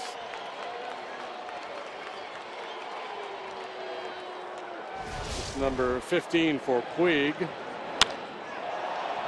And no doubter. The 4th one today for the Dodgers. 2 Ellis, 1 from Kemp, and now Puig. They're going to run out of bubbles.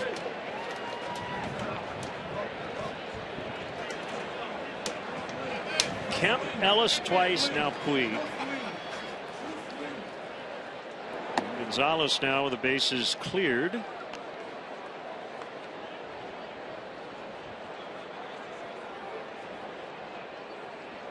Missed it by that much. I like the way he wears his hair.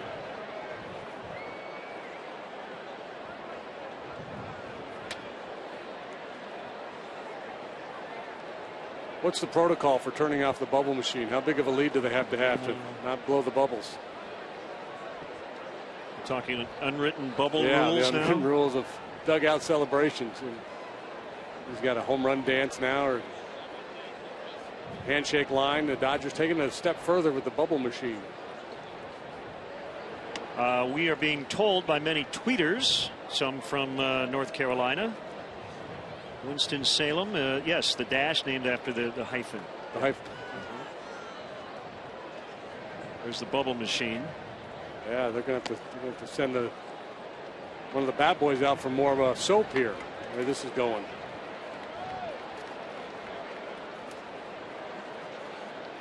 I'm guessing that'll be a giveaway at Dodger Stadium at some point, right?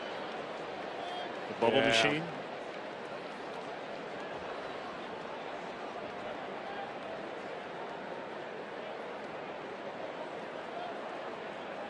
So Gonzalez walks.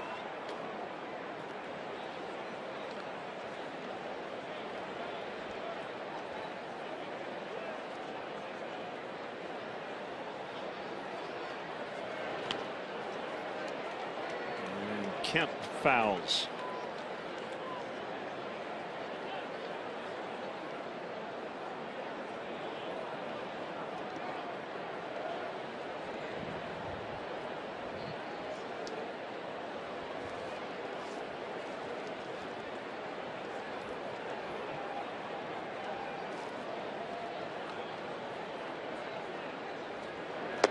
Swing and a miss on a good slider from Straley. So that is our vantage point from the patio, the Budweiser patio and right. Great spot.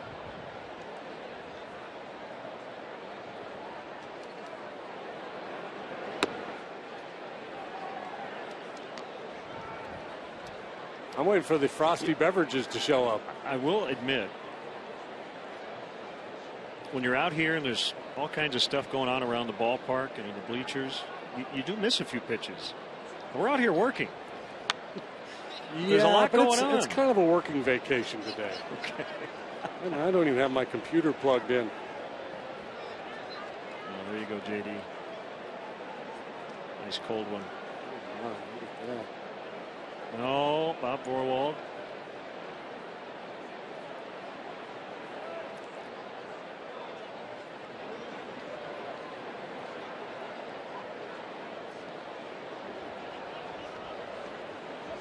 Here it is. Ground ball back up the middle into center and a base hit. Gonzalez on his way to third.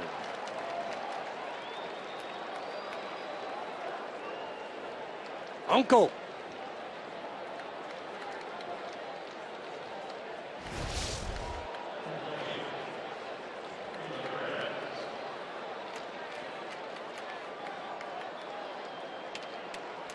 Well, the Dodgers, as they contemplate the postseason, obviously feel really good about the top of their rotation with Kershaw and Greinke.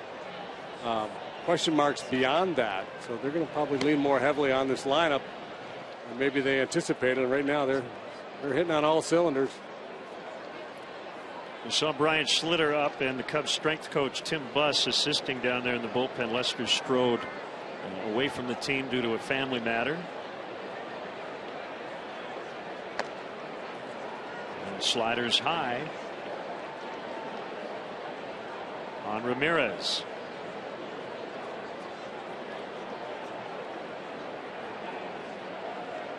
So if you had a chance to name your own minor league team, what would you call it? Screaming Yellow Parakeets. Boy, that came to you quickly. Yeah. A gapper for Ramirez. Gonzalez scores. Kemp's going to be stopped at third. Lorenzo Bundy, I think, calling off the dogs here with a 9-run lead in the 6th.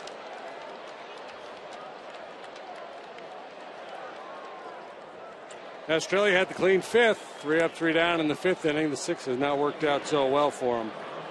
That'll be it for Straley. This has been a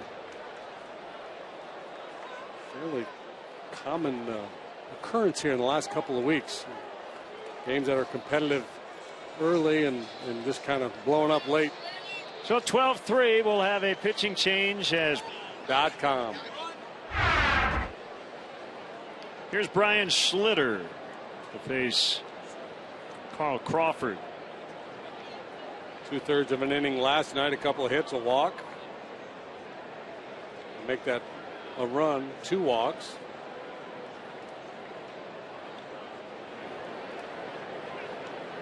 Let's go. No quit there. I feel like one of their friends ditched them. So it's that kind of let's go. Yeah, let's go. Get the shade.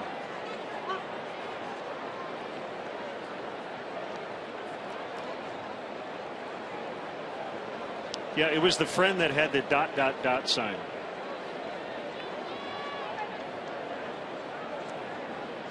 Or was that literally the when we want to leave, we're going to put up the sign? Base hit. The double meaning. And a couple more are in. Crawford has knocked in 2.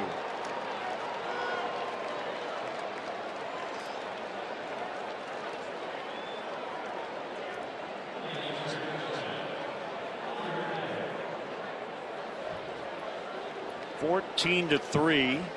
Uribe will be the 9th hitter of this 6th inning. It'll be the 3rd time in these first 2 games of this series that the Dodgers have batted around.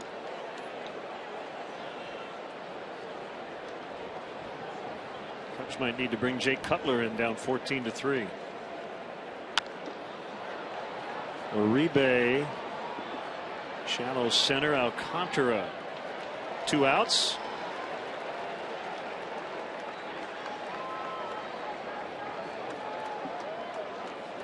Tastes pretty good. Got a nice Budweiser. Yep. Some peanuts. We spend a day out in the sunshine at the ballpark. All right. Screaming Yellow Parakeets. Yeah. We got to get back to that. I don't know. That's been around since like college. We used to joke about some team we were playing and they were the screaming. They weren't, but we called them the Screaming Yellow Parakeets. Okay. I tried to make it the name of my fantasy team, that league you created. But characters? Too many characters, yeah, it wouldn't fit. So that's why I went with the Screeching Wrens.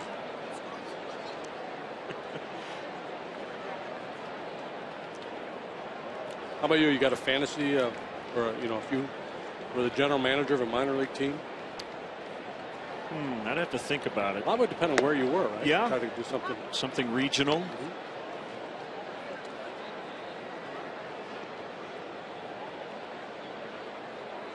I would do the Sox, SOCKS. Mm-hmm.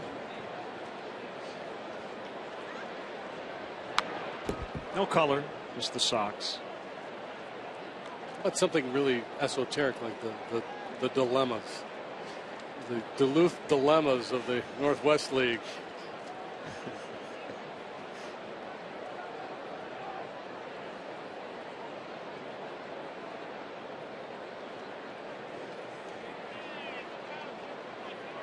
Two strikes on A.J. Ellis.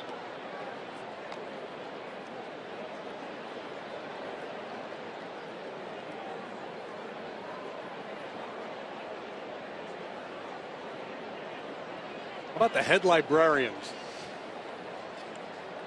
Strike fear in the opponent, would it not?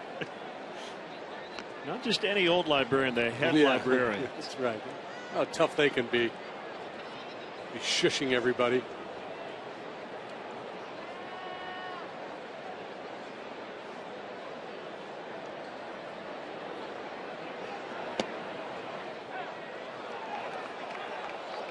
So Schlitter with the strikeout, inning over. Dodgers lead 14. The mound for the Dodgers has been around a long time.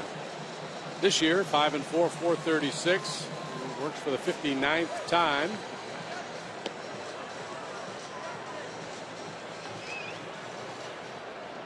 Sinker, curveball, among his better weapons. He's had a long major league career. He began it as a starting pitcher with the Rockies way back in 1996. This is his 19th big league season.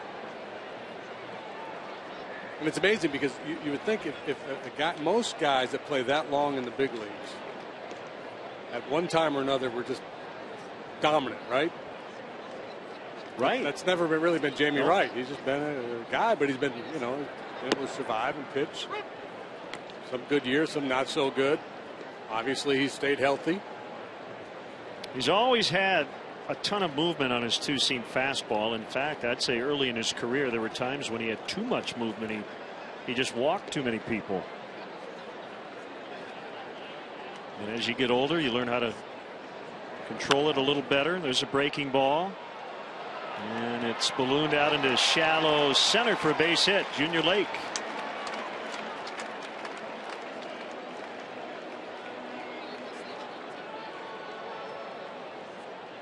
And in a blowout game here, we're probably going to see both benches empty. Not at the same time. And for angry purposes, but we're going to see a lot of bench players get into this game. Unless the Dodgers keep cranking that bubble machine, then we might have problems. So here's Ryan Kalish. Batting in the 9th spot.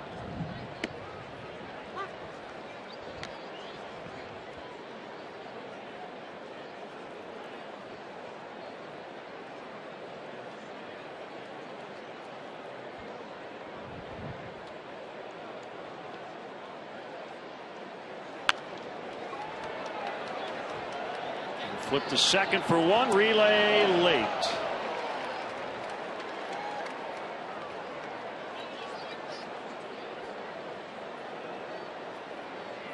Pretty slow to get a double play. That's a slowly hit ground ball.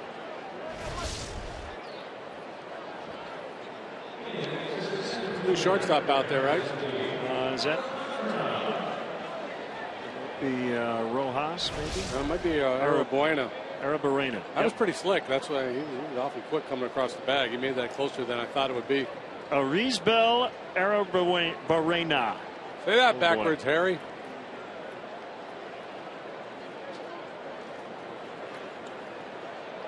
Arruebarrena. Arrobuena. Oh, I keep saying it wrong. Yeah. Arrobuena. Arrobuena? Arizbel? He's Arizbel. He's from Cuba as well. Cuba's starting shortstop in the World Baseball Classic in 2013. Teammate with Yasiel Puig with Cienfuegos, Cuban national team, league, division, conference.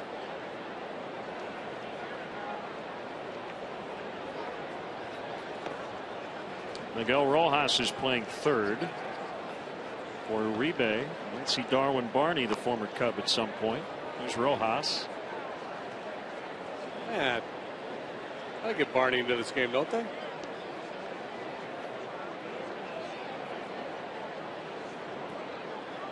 One and two to Alcantara. Kalish at first. Breaking ball. Strike three call. Good curve from Wright. 2 away. Darwin might get a start before this series is over. Don Mattingly is going to push here with these everyday guys.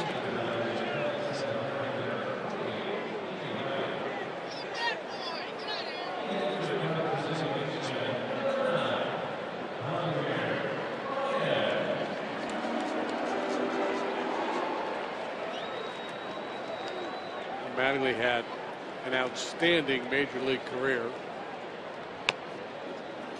Cut short a little bit with some back problems. High average hitter, tons of doubles. Did you read the Sports Illustrated piece on him earlier this year? I don't believe I did. Here's what we discovered from that excellent article. I wish I remembered who wrote it, but Mattingly became such a good opposite field hitter because when he was a kid, the field where they played a lot in Indiana, he's from Evansville, they had a big tree in right. So it was kind of like an impediment. So he ended up having to flip the ball the other way.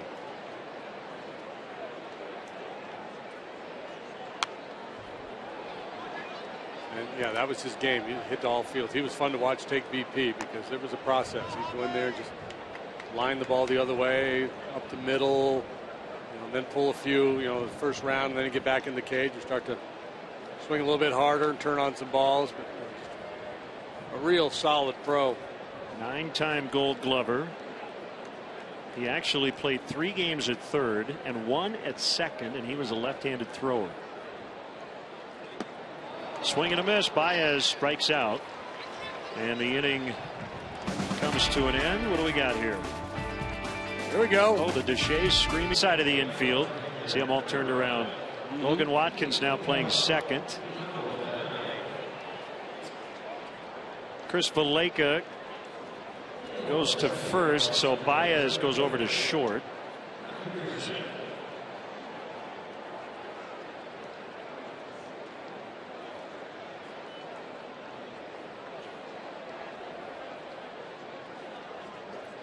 And right-hander Kyuji Fujikawa.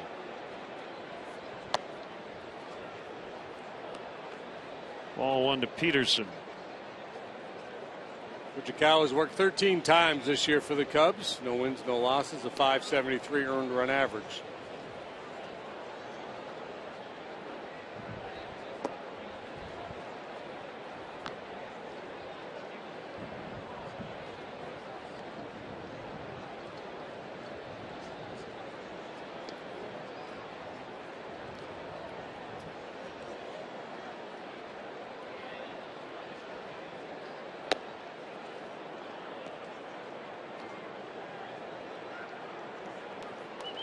First joined the club this year. He had surgery last year, and he's worked his way back through the minor leagues. And when he first came up, he was kind of 89, 90, but fastball's picked up a little steam here in recent outings.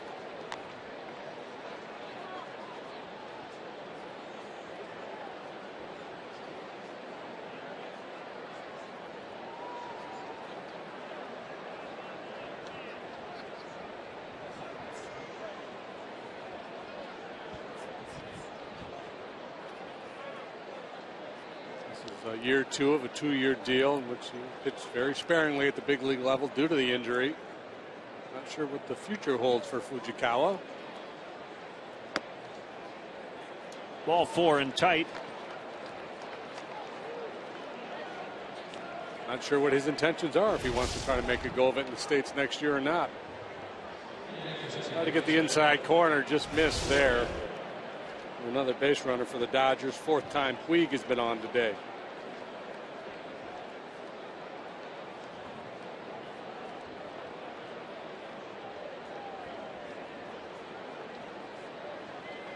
Gordon has been on twice, both times singles. Fastball bottom part of the zone. It's 0-1.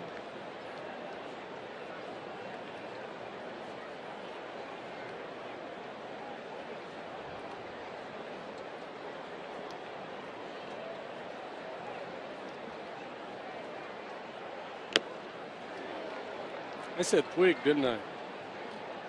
Did you? Yeah. Peterson. It's because of that long inning last inning. You had the alliteration. I marked the lot. No, I just marked the wrong. Okay. Final out in the wrong spot. That Puig's been really good today, though. High fastball. It's a game of adjustments.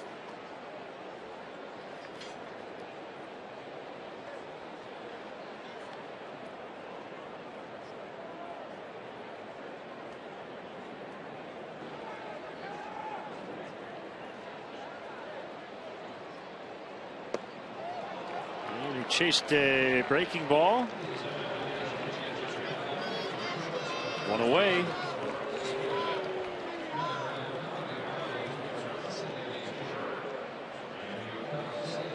My scorecard's a complete mess. Who made the last out for them last inning? Okay. Ellis struck out looking. Ellis struck out. Got that beautiful spot.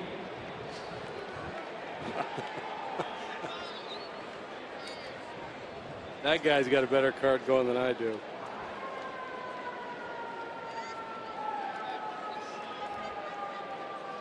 There's Puig. What else you need? I'm good. Okay. I think I'm caught up.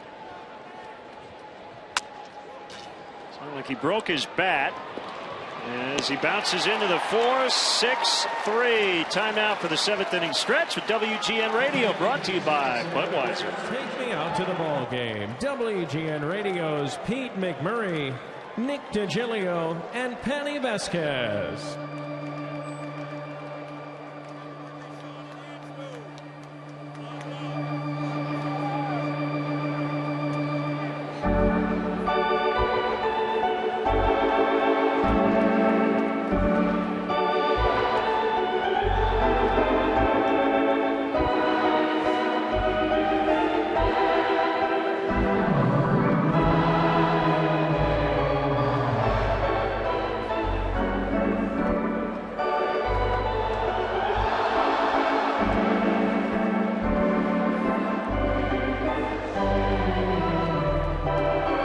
Gordon.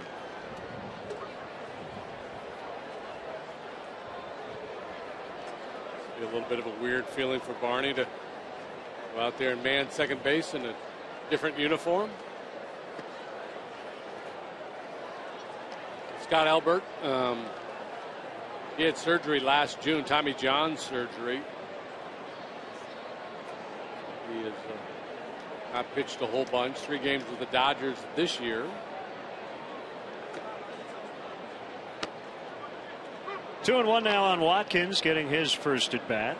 Worked his way back through the Dodger organization this year, pitching at 4 different levels since he rehabbed. He was 0-3 with a .585 in 24 games, a couple of starts.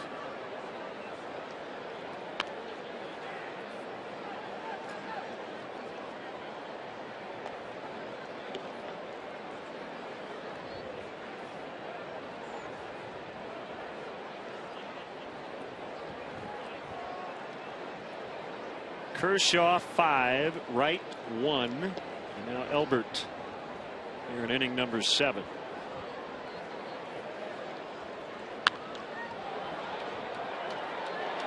Puig will make the running catch in right center.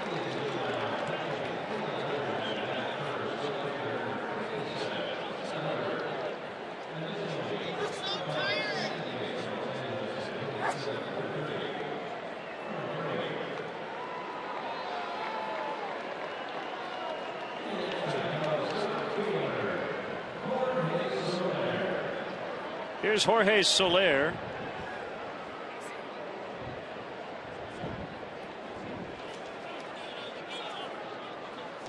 One for 3 with an RBI triple and a run.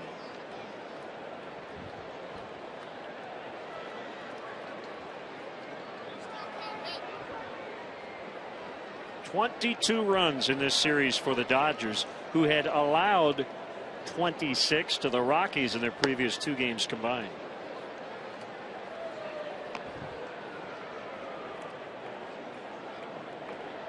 And they came into this series averaging just under 5.5 runs per game in September. So up over that mark now.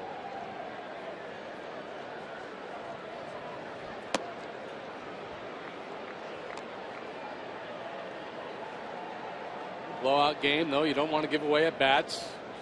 Doesn't have a good approach at the plate. That's been the case for Soler since he joined the big club. You mentioned Albert's history of arm trouble. He's had a lot of issues and operations. And his appendix taken out this past January as well.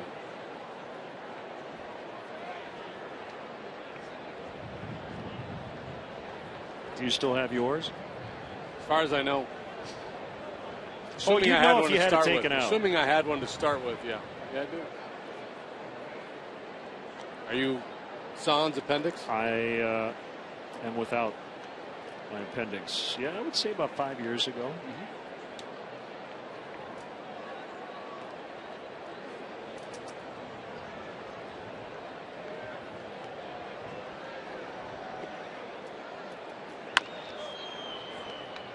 Bounce to the shortstop. Arozarena makes the play. It's that old deal, right? It's only minor surgery if it's somebody else. Right. When it's you, it's like, wait a minute. Yep.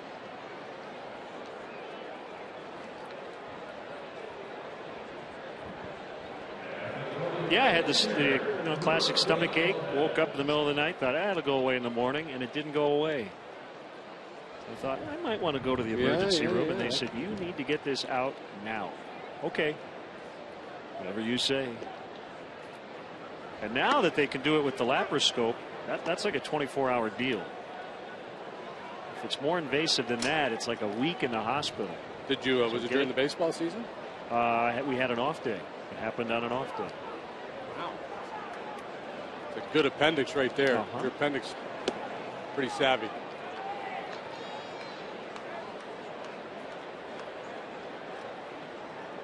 Still have my glossary, but no appendix. That would be. If there was it could be a good minor league name. The appendix. The appendi. The appendices.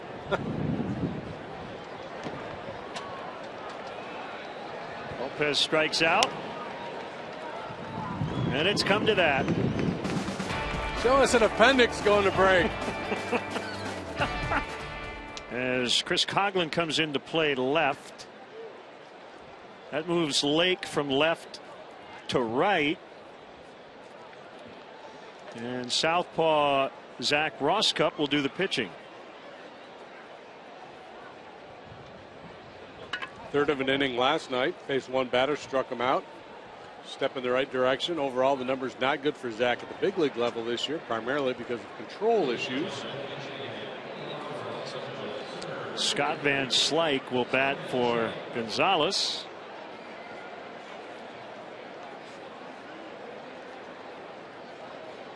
Dodgers, all their runs coming over 3 innings. The first, the third, and the sixth. 6 in the first, 2 unearned in the third, and then 6 more in the sixth. Seemingly put this one away. Scott, the son of former big league outfielder Andy Van Slyke. And another guy would be getting a lot more playing time on another club. Yeah, he's a solid contributor. Slugging .515. With a .379 on base average. Just over 200 plate appearances.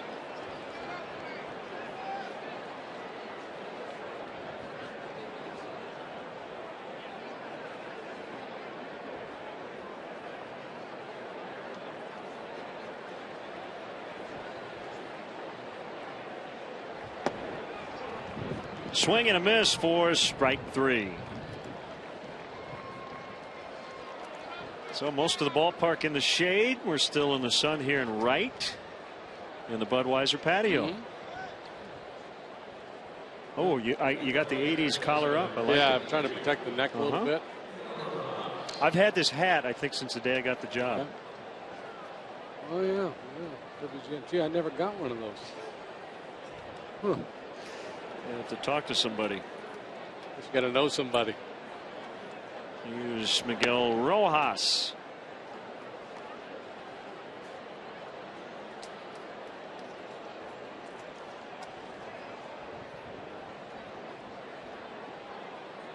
Oh, we saw Van Slyke there. Fathers and sons, a theme with his Dodger team. Dee Gordon, the son of Tom Gordon. Drew Butera, one of their backup catchers. His dad Sal played in the big leagues. And this spring or last spring, they had 7 different sons of big league dads in the lineup one day. Yeah. Tim Wallach's kid was in there. Justin Sellers. Yeah. Jeff Sellers' kid.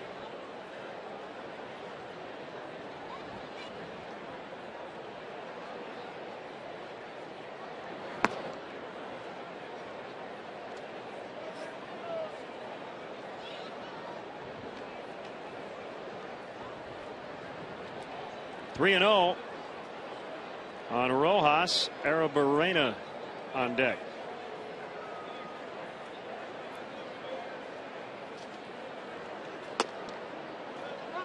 Fastball strike.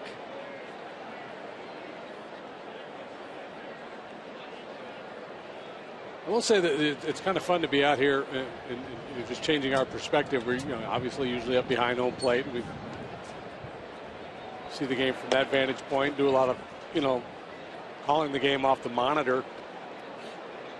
Out here, just being out here behind the outfielders, seeing how they react, seeing how the jumps they get on balls, things of that nature. It's a little different look.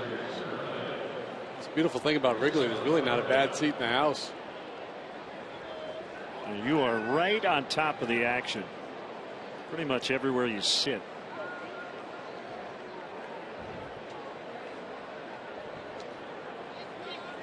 So Rojas walks. Arozarena takes ball one.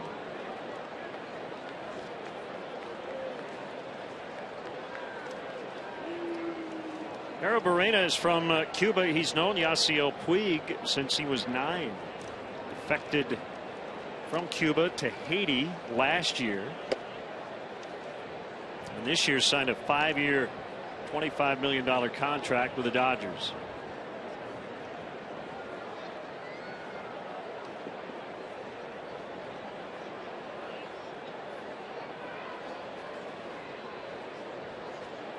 Two and 0. And the pitch by Roscup is a strike.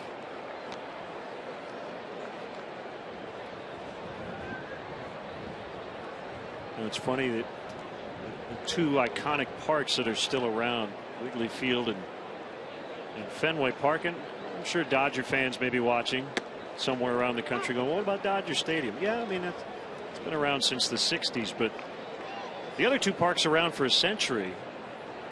And a lot of the ballparks that have been built in the last 20 years have tried to kind of replicate this, but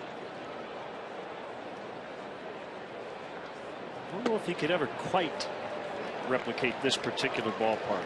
As Arozarena strikes out. No, and that's why when you talk to players in the National League, for years and years and years, you ask them what's your favorite place to go. A lot of them, a high percentage of them, say Chicago and Wrigley Field.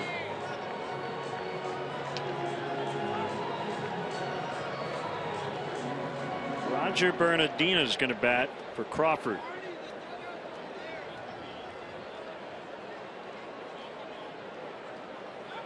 The thing about being in Wrigley and Fenway, and it was, Tiger Stadium was that way.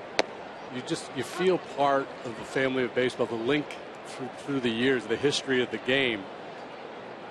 Yes, because of all the Hall of Famers who played in these ballparks, and the feel of it, and the cramped visitors clubhouse and the tight little dugout situation. I think that's part of the the Cubs have been so mindful of that as they've planned this renovation that they don't want to lose that.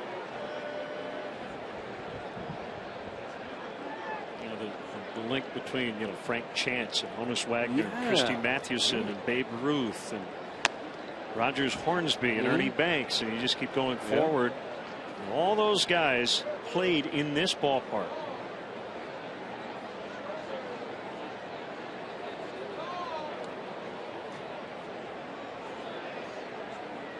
Ron Santo and Pete Rose and Mike Schmidt.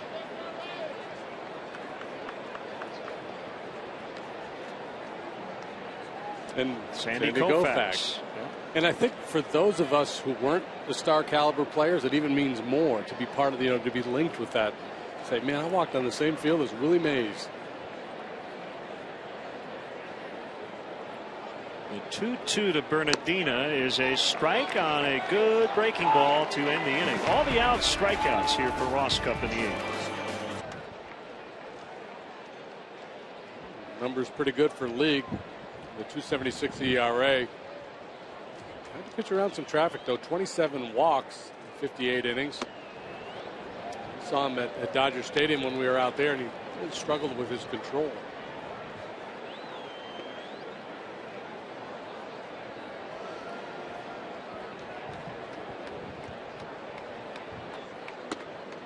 Alt, Valaika, and Lake. If you're looking for a soft spot in this Dodger club, I think it would be late inning relief before Jansen. The closer's been really good. The setup situation's been a little dicey for them.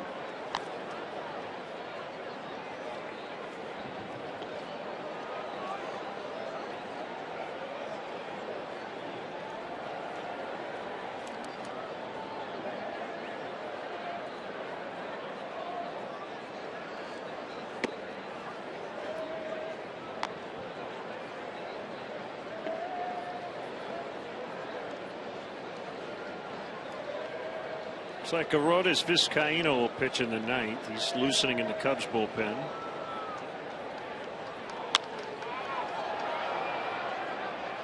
Center field, Puig still in the ball game, and he's got it.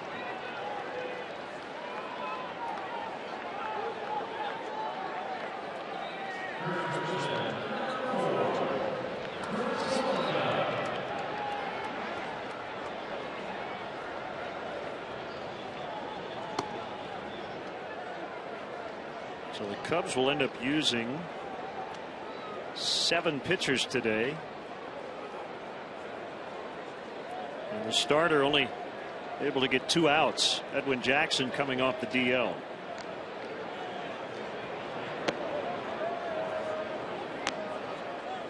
Yeah, in the pre-September phase of the season, you might be scrambling, having to call somebody up from the minor leagues after using your bullpen as much as they did today. But obviously with the September call-ups, plenty of arms available.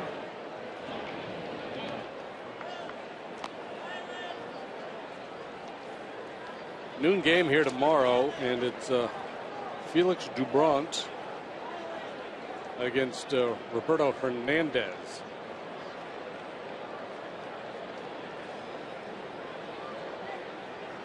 One from Lee, and Valaika bounces foul behind the plate. Take a look and see what has transpired for the Cubs pitchers so far today. Jokic hung in there, pitched pretty well. Straley had a real clean first inning and then got knocked around. Schlitter, Fujikawa, and Roskup to follow. Swing and a miss on a changeup or a splitter. As Valaika's down on strikes.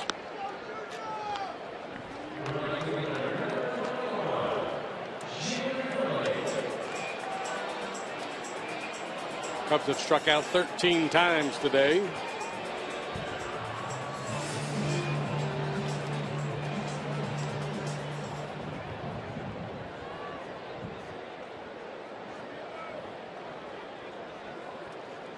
Two down here in the Cubs 8th. And League's pitch. A chopper to short. Arozarena gets him. We head off to the 9th. It's the Dodgers 14 and the Cubs 3. Hard throwing right-hander Arodys Vizcaino. Vizcaino as well, coming back from surgery. And 3 games here with the Cubs so far.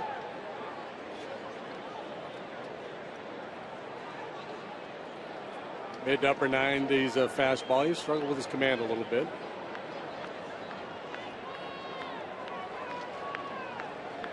Here's Darwin Barney.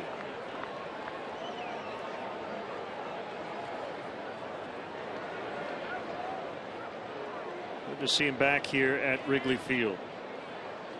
We've said this before when guys have left via free agency or been traded.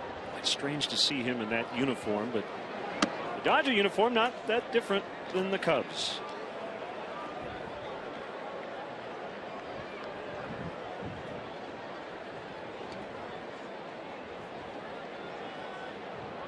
Darwin, a 4th rounder of the Cubs in 07. Made his big league debut in 2010. Traded to the Dodgers on July 28th for a player to be named later. The player became Jonathan Martinez, a right-handed pitcher. Finished this season at Kane County.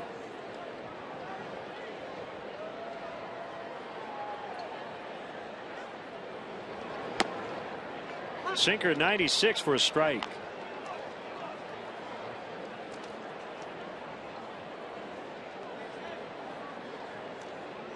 And I think Darwin's a good fit on this Dodger ball club. Terrific defender up the middle. We know that. Yeah, it remains to be seen going forward whether Darwin Barney is able to claim, a role somewhere as an everyday player. But he's such a good defensive player. You could see him staying in the big leagues for a good while as a backup, a guy who can play a lot of different positions.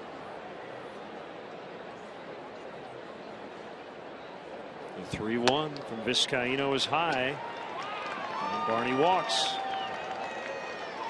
Not just a defensive replacement late in games, but it's nice to have a guy in case your front line player goes down that you can put out there and say, all right, you're going to be my starting shortstop or second baseman for the next 2 weeks or so, and he's going to handle the job.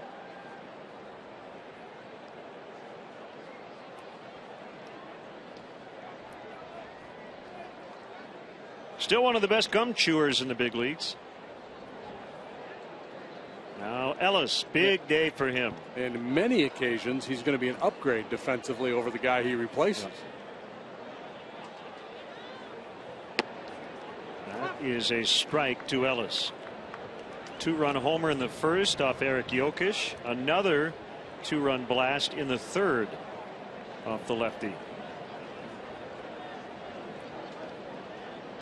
That might be your screaming parakeet. No, probably not. Prancing pigeon.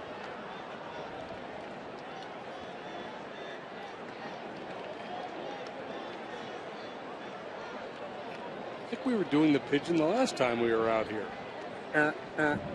Pigeon. It's the bird song.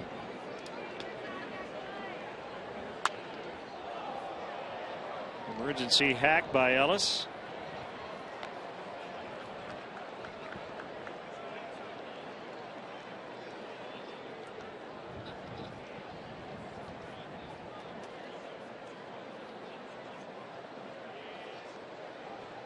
So you said the Dodgers could secure a playoff spot today as soon as if the with a win here, which looks to be in hand, and a Brewers loss in Pittsburgh, they're assured of at least a wild card spot. And a win today would get their National League West magic number down to 7. With the Giants in San Diego tonight.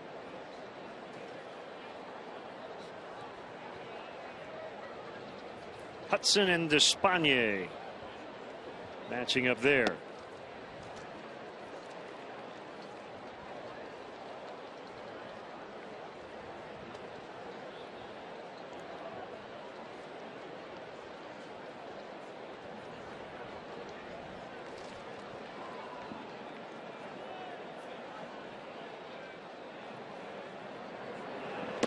Swing and a miss, strike 3. Got him on a slider. The Pirates have played the best baseball in the Central Division of late. They've won 8 out of 10, 12 out of 14, something like that, 4 in a row.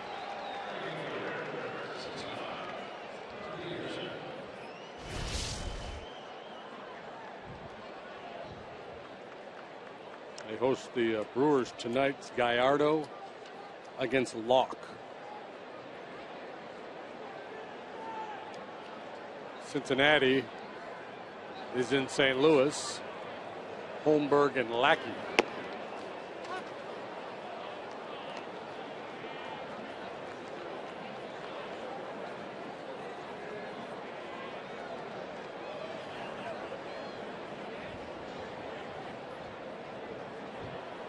Strike on Peterson.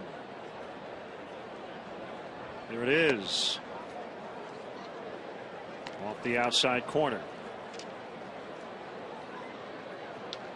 Called it a slider. It's actually a curveball from Vizcaino.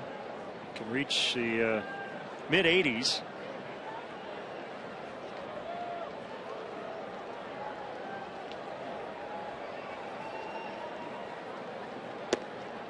Fastball that time is low.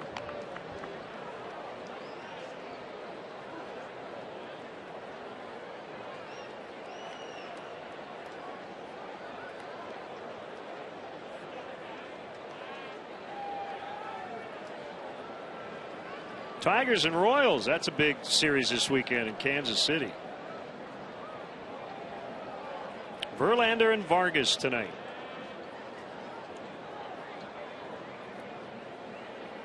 Detroit 1/2 a game up on the Royals. 4-6-3 double play. Anybody want some cookies? Oh, I'm in. We'll work here in the ninth. Yeah, whip of 1.02. Tough to hit. 46 hits, 46 innings, 23 hits.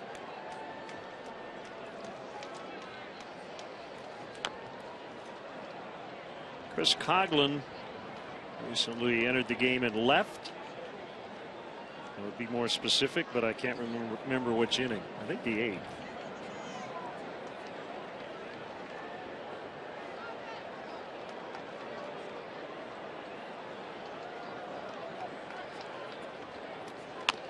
Ground ball. Barney off balance throw, and it bounces out of play. Darwin will be charged with an error. Coghlan will likely get a base hit, and then the error on Barney allowing him to move to second. Certain amount of irony there. Yeah. Barney's such a good defender. He always works hard to get in front of the ball. Others would backhand that one. That might have been the best way to play it. Would have positioned him maybe to make a more accurate throw.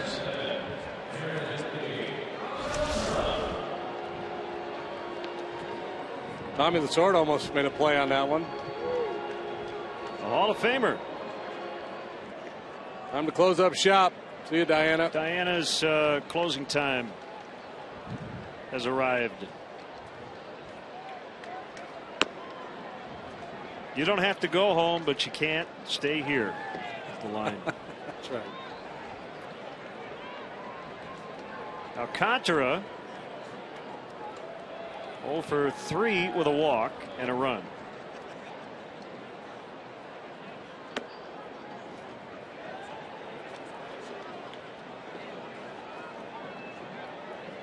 Cubs wishing they were playing next basket wins.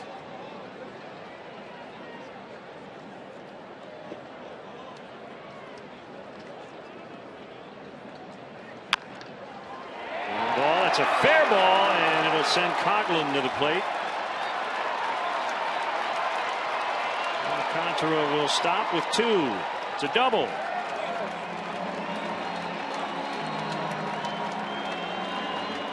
All right, down 10. Quick score, onside kick. Hooked that changeup, rolled over on it, but hit it hard down the line.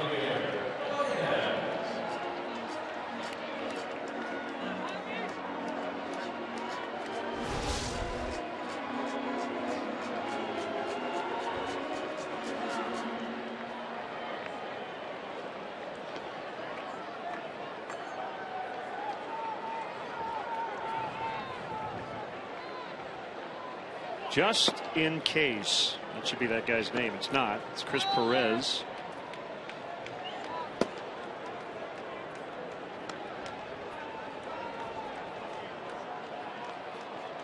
Baez, the hitter. Swing and a miss on a changeup. Carlos Villanueva. Just in case the Cubs do something miraculous here. That comes under the category of getting some work in.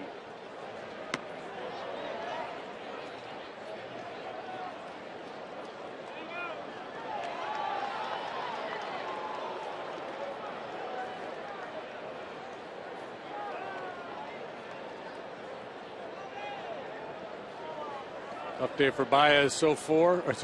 Nothing for 4. A couple of strikeouts. He's now fanned at least once in his last 14 straight games, and swings and misses for number 3 today. And that's out number 1 here in the 9th inning.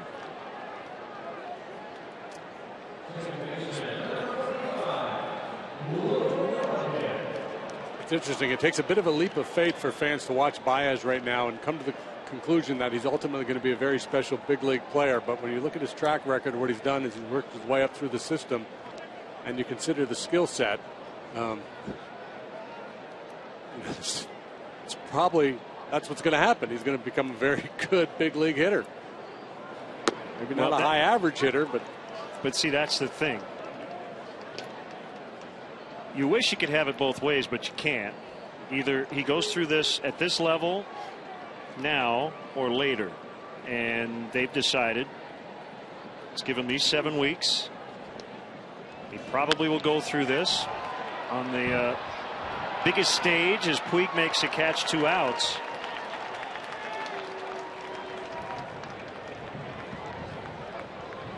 And they just felt that Javi didn't have anything more to prove at AAA.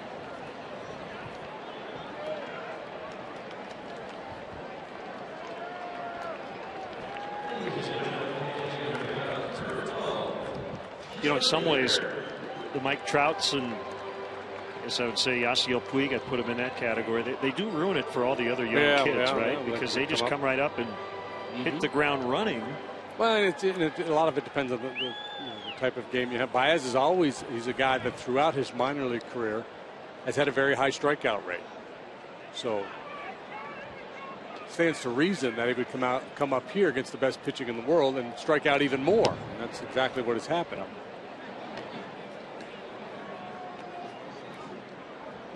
Adjustments need to be made. He'll always be a guy that strikes out a lot.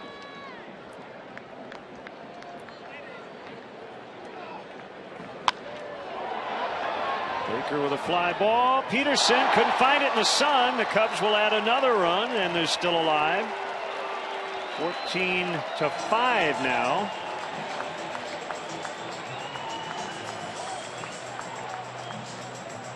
Well, it's been a tough day for the Dodger outfielders, battling that sun.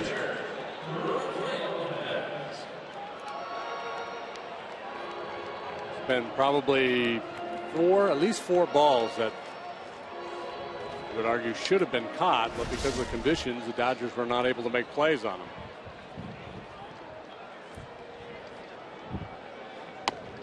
And the fun irony of that statement is, I didn't see the ball either, and I'm standing right behind him. Well, look, the sun is right there. It's brutal to be the right fielder right now. A strike on Lopez, 0-2.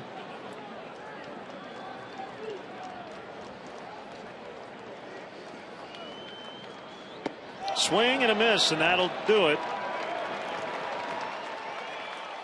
Boy, a strange ball game today. The Dodgers got 6 in the first inning. Clayton Kershaw really didn't have his best stuff today, but he persevered through 5 and got as much run support as he would ever need, and a lot of it came from his catcher. A.J. Ellis hit 2 home runs. Wind blowing out, Dodgers took advantage. Yeah, you would think that's overkill to give Clayton Kershaw that much run support. Cubs had him on the ropes a little bit early on. 3 in the first. They had all kinds of traffic against him. But this Dodger lineup, boy, they have been red hot of late. September has been their month. They are peaking at the right time. So 14 runs on 13 hits. They surged late last night. And the Dodgers with 2 more games here this weekend. They're trying to put a lot of pressure on the Giants, who are now